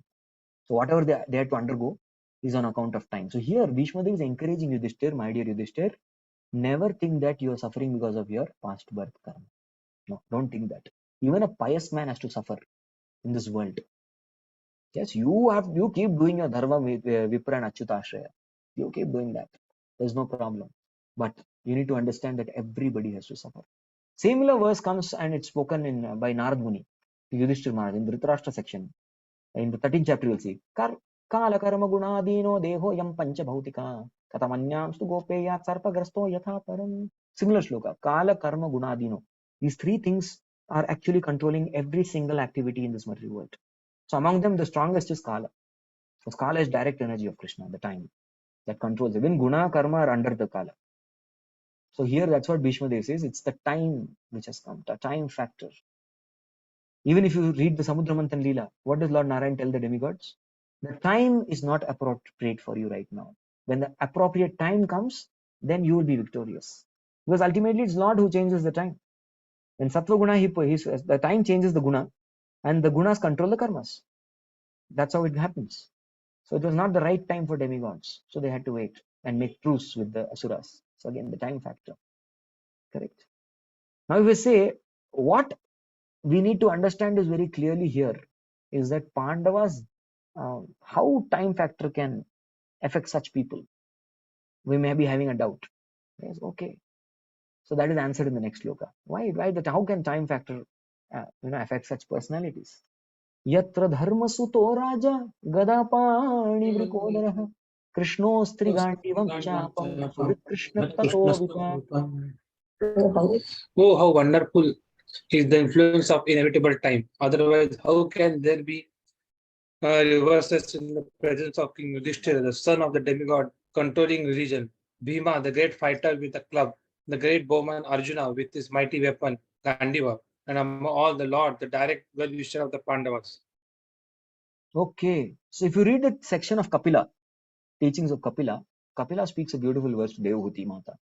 Na karhi chinmat para shanta rupe nangshanti no me nimishole dihetihi yeshamaham priya atma sutascha sakha guru suhrida deva vishtam. So Kapil Dev says here in one word that the influence of time cannot affect my devotees. My devotees are always in pure spiritual bliss. The wheel of time cannot afflict. That's why. Then we may find out why. It is very shocking that Pandavas, how could time attack Pandavas who had Dasyaras, Sakhyaras, Vatsalyaras, all three rasas? Nakul Sahadev, they considered themselves Dasya. Bhima and Arjun were Sakhya. And Yudhishthira Maharaj considered Krishna like a younger sibling, so Vatsalya. So such Vatsalya, Dasya, Sakhya, Rasa, very astonishing, right? How can these people be under the influence apparently of karma? Yes. So here Bhishma Dev is instructing them that though you may have strength of piety, dharma sutta, you may have strength of body, gada apani vrikodaraha, Bhima, you may have Krishna's three Gandivas chapam, you may have the strength and of skill, you may have, and you may have friendship with Krishna, Suhrit Krishna, all this still you are lamenting, still you lament. That means your situation is not good. Why? Why is this? So this has to be Kala. You understood, right? The answer has to be Kala. He's substantiating his answer. It has to be Kala only. You are actually not destined to suffer, but you're only suffering all practical reversals only by the Kala plan. We have two more verses to go. I got this forum at 2:40 actually. So with your permission, can I just complete the two verses? If you allow. Yes, Prabhuji. Please. Yes, Prabhu. Just two more shlokas. We'll complete this section intended for today. Nahyasya karhichid rajan puman veda viditsitam yadvijignasaya yukta muhyanti kavayo pihi. O king, no one can know the plan of the Lord Sri Krishna. Even though great philosophers inquire exhaustively, they are bewildered. Hari, thank you. So this is the conclusion. Yes, the conclusion is you cannot understand Krishna's plan. Yes, Krishna has a totally different plan. And so thus don't even inquire. So normally when struggling sadhakas, we get a problem. Anuj Prabhu is asking, where is Anuj Prabhu? Where are you? Okay, you're here. You want to be co-host? I'll make you. Yes. So here is said, what exactly should I conclude? The general conclusion is that no one can interfere with the plan of Lord. That was the theme of this whole chapter, right? Krishna's plan ultimately triumphs. Everything else will fail. Neither Brahma nor Shiva can understand the plan of Lord. What to speak of me? That's what Bhishma is telling. Correct? So there cannot be. Because if you see, there's no point in inquiring. Does Krishna want to give you suffering? Does he want to give you joy? Or does he want to give you suffering and happiness?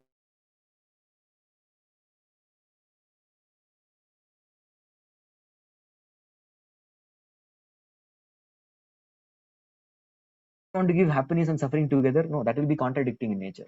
Krishna is not a bewildered person. So thus, don't unnecessarily analyze too much. There will be, it's called as paralysis because of analysis. So don't analyze such things. You cannot understand Lord. You know the story of the dancing frog? The frog and the dancing centipede? There was a centipede. The centipede was very nicely marching and coming. And there was a frog. And the frog was very envious of the centipede. He was dancing so majestically. So the frog wanted to actually trick this centipede. So he went to say, Centipede Prabhuji, Dandat Pranam, please tell me, I want to ask you, which feet do you put first? Do you put your first feet first or your third feet? Or do you put your 99th feet first or you put your 98th? Can you please tell me? And centipede started to analyze them. Which one do I put first? Oh, I don't know. And his dance was spoiled. So this is called paralysis because of analysis. So don't do this. That is what Bhishma Devi is telling all of us. Because the Lord wants to execute a particular plan.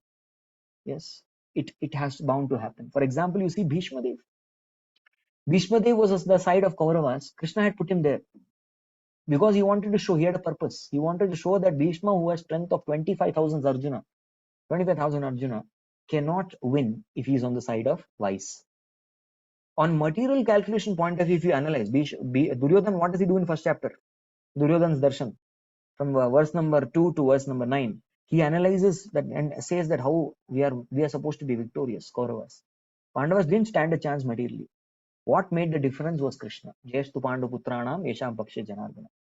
Even if you look at Prabhupada, you cannot materially calculate such personalities. Alone at the age of 70 in a cargo ship suffering 2 heart attacks. He got no help from India. He had to go alone. What is the part of Lord's plan? Because Lord wanted Prabhupada to get the credit for preaching. Had Prabhupada got a team, Prabhupada even gave a letter in the newspaper that I need 40 men to become worldwide traveling preachers, to conquer the world and establish the culture of Krishna consciousness. Nobody joined. There was one God brother's disciple who was interested to join. So Prabhupada told, please take permission of your spiritual master. Sundar said, no, don't, that's very impractical, don't go. So like that, Prabhupada was alone in all ways. But why he was put in such a forlorn situation? Because Krishna wanted to glorify Prabhupada singly. He didn't want anyone else to share credit with Prabhupada. Okay, last verse for our today's discussion.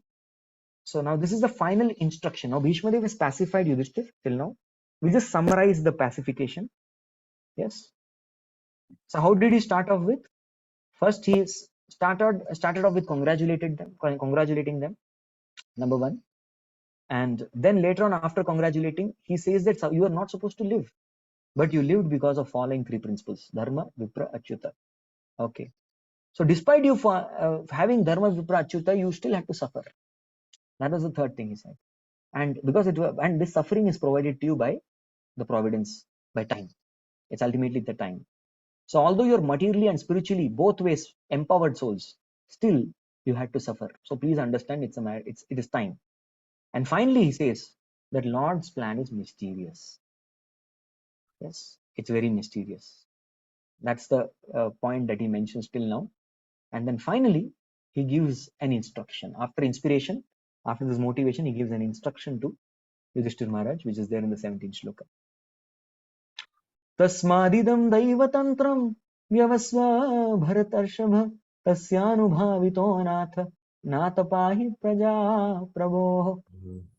Based among the descendants of Bharata, Yudhishthir, I maintain therefore that all this is within the plan of the Lord. Accepting the inconceivable plan of the Lord, you must follow it. You are now the appointed administrative head, and my Lord, you should now take care of those subjects who are now rendered helpless. Yes. So please understand. So he's telling our Yudhishthira Maharaj in this particular shloka. I'll show you some words, very important to know. Tasmad. Tasmad means now when you want to conclude a particular section, you'll always see this word tasmad. Therefore. So now the theme is getting over. That's why I plan to close my talk here only. So this is the conclusion that he's giving, the concluding instruction. Vyavasva, please contemplate. Even this is how Krishna also tells Arjuna, right? Please, vimarshyena sarvena yatechasi tathakuru. You please contemplate and then do what? On whatever I have spoken. So vyavasva, please discern. Yes, please discern that everything idam, whatever situation that you underwent, daiva tantram. What is it? It is nothing but it is dependent on Lord. Correct? Depending on Lord. And thus I have only one request. Tasya anuvihito. Just simply follow the instructions of Krishna. And what is the instruction of Krishna? Pahi prajaha. Protect the citizens. Now you rule as a king. That's the desire of Lord. So there is the desire of Lord to remove the Kauravas from the throne and empower the Pandavas. That has to happen now. So you simply follow that. Now one may ask again a question. Prabhuji, why did Pandavas then have to suffer? So Prabhupada writes this beautiful purport. We'll just read this and we'll conclude. I'll just read the highlighted portion.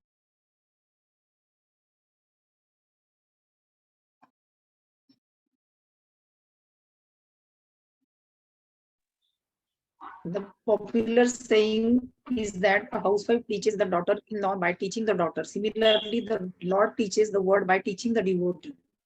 The devotee does not have to learn anything new from the Lord, because the Lord teaches the sincere devotees always from within.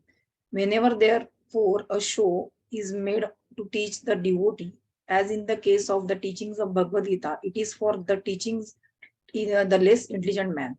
A devotee's duty therefore is to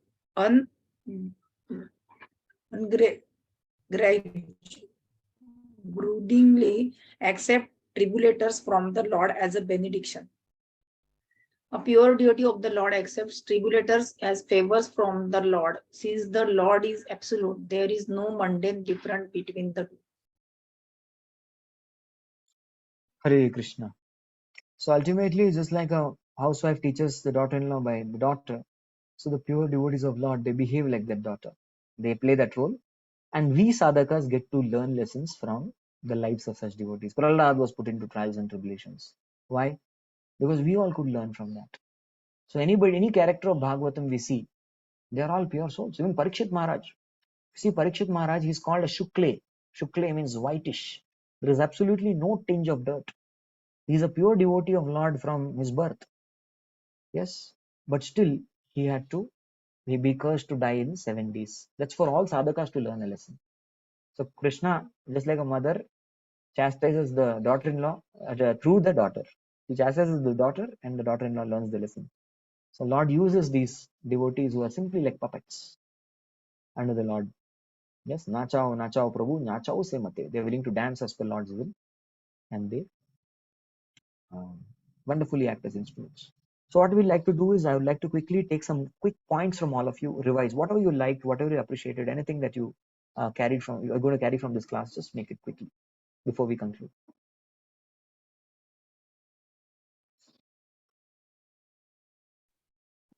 So Prabhuji, one point is this recent discussion is the most thing which is touching me, that whenever tribulations come, one must learn to accept it as a plan of the Lord rather than unnecessarily just too much analyze thing.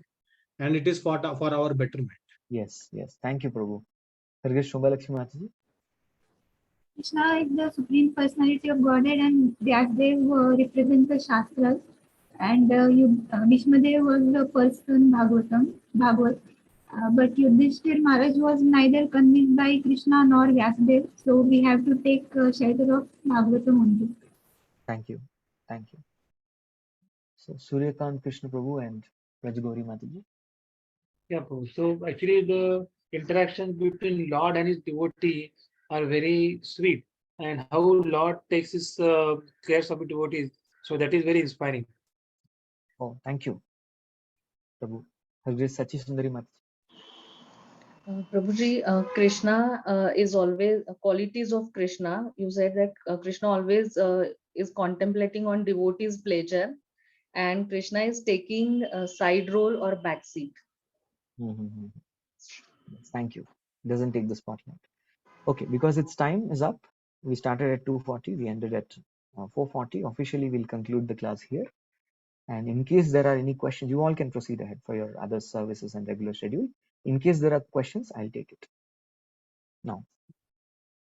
Hare Krishna, Prabhuji. Yes, Anuj. So can I just make 2-3 quick announcements? Yeah, please go ahead. Thank you, Prabhuji. As Sakshi to inform, like announced in the beginning, so there won't be any class next weekend. We are taking a break. We have completed 3 units. And tomorrow, after closed book, tomorrow we have closed book exam for unit 3. And after the exam, we will have a short discussion on how to improve OBAs. So next week, you will get time to complete all your pending OBAs. And few devotees, I think 5-6 devotees have missed unit 2 CBA. So we will conduct that exam next week. So I will communicate with those 5-6 devotees separately.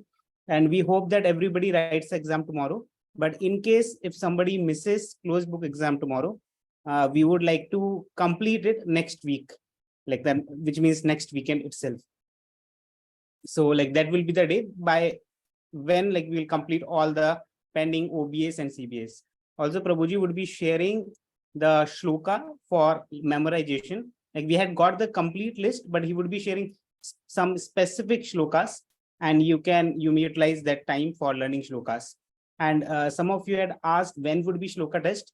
So usually it's like divided into 3 parts, but for us it's divided into 6 parts. So at the end of Canto 6, we will have shloka test, which is like around October. And yeah, I think that's it. If there is anything, like devotees may contact me personally after the class. Thank you, Prabhuji. You may take Q&A. If there are any. Prabhuji, can I ask one question? Yes. Yes, Mataji. Prabhuji, we just heard that Ashwatthama will become Indra but in just now you mentioned Vyasadev. Yes. So yeah, that was a little confusing.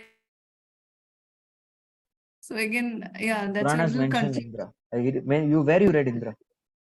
No, we heard from the last speaker, Prabhuji, who came class. So Shobhalakshmi mentioned that he'll become Indra. Then he said yes. So that's why I was assuming that only. I have a reference of Brahma Vaibhav Puran, which says he becomes Vyas.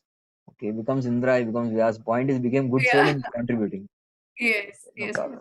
Thank you so much. Hare Krishna. Hare Krishna.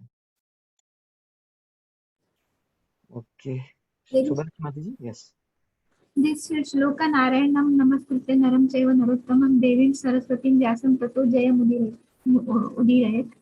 So this somewhere I read the translation that Jai was the earlier name of Mahabharata, and so Jayam Udirayat means after bowing down to Narayan and all this, then we should read the Mahabharata. So that is the meaning of this shloka. So is that correct?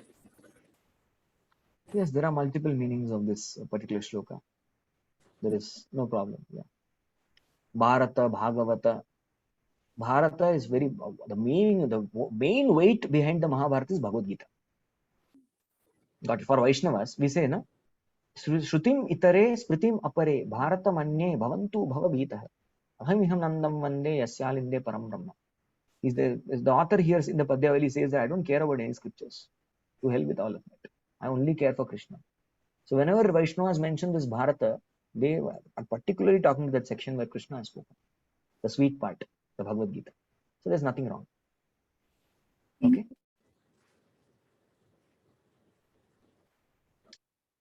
Yes. You mentioned about symptoms of perfect person in Canto 7th. Can you just elaborate what they are? Basically, Prahlad goes and studies the Ajagar Vritti of Avadut Brahman. That is the symptoms of perfect person. He sees that how this person is lying on the ground. He's not cooking, he's not begging, he's just lying there, but he's fat. So the symptoms of perfection is goptrutve varanam tata in that context. As far as what I have understood humbly, is having complete faith that Krishna is the maintainer. That's how we can do this Ajgar Vritti. We don't have to do it, but the person is doing that. His complete faith that Krishna is the maintainer. That is the perfection. That aspect of Sharanagati is mentioned there in that section. That's my humble understanding. Thank you. Okay, so we'll close here. Thank you all devotees for giving me this wonderful opportunity to serve all of you. Hopefully you all relish the discussion. And the next class, whenever we meet, I'd request you all to kindly read till shloka number 34. You can read 28. Just give me a minute. Hare Krishna, Hare Krishna. So you can read from shloka number 18 to shloka number 28 and come. 18, 28. I'll just check once again, confirming. So shloka number 18 to 34, I'm sorry. 18 to 34 you can read, that will be our portion. And subsequent class will be the rest. We'll complete the chapter in 2 more classes. Okay? Is it fine? Yes, Srila Prabhupada ki jai. Jai. Thank you so much, Prabhuji. Dandavat Pranam. Hare Krishna. Thank you so much for Thank you. Hare Krishna. We'll end the call. You meant.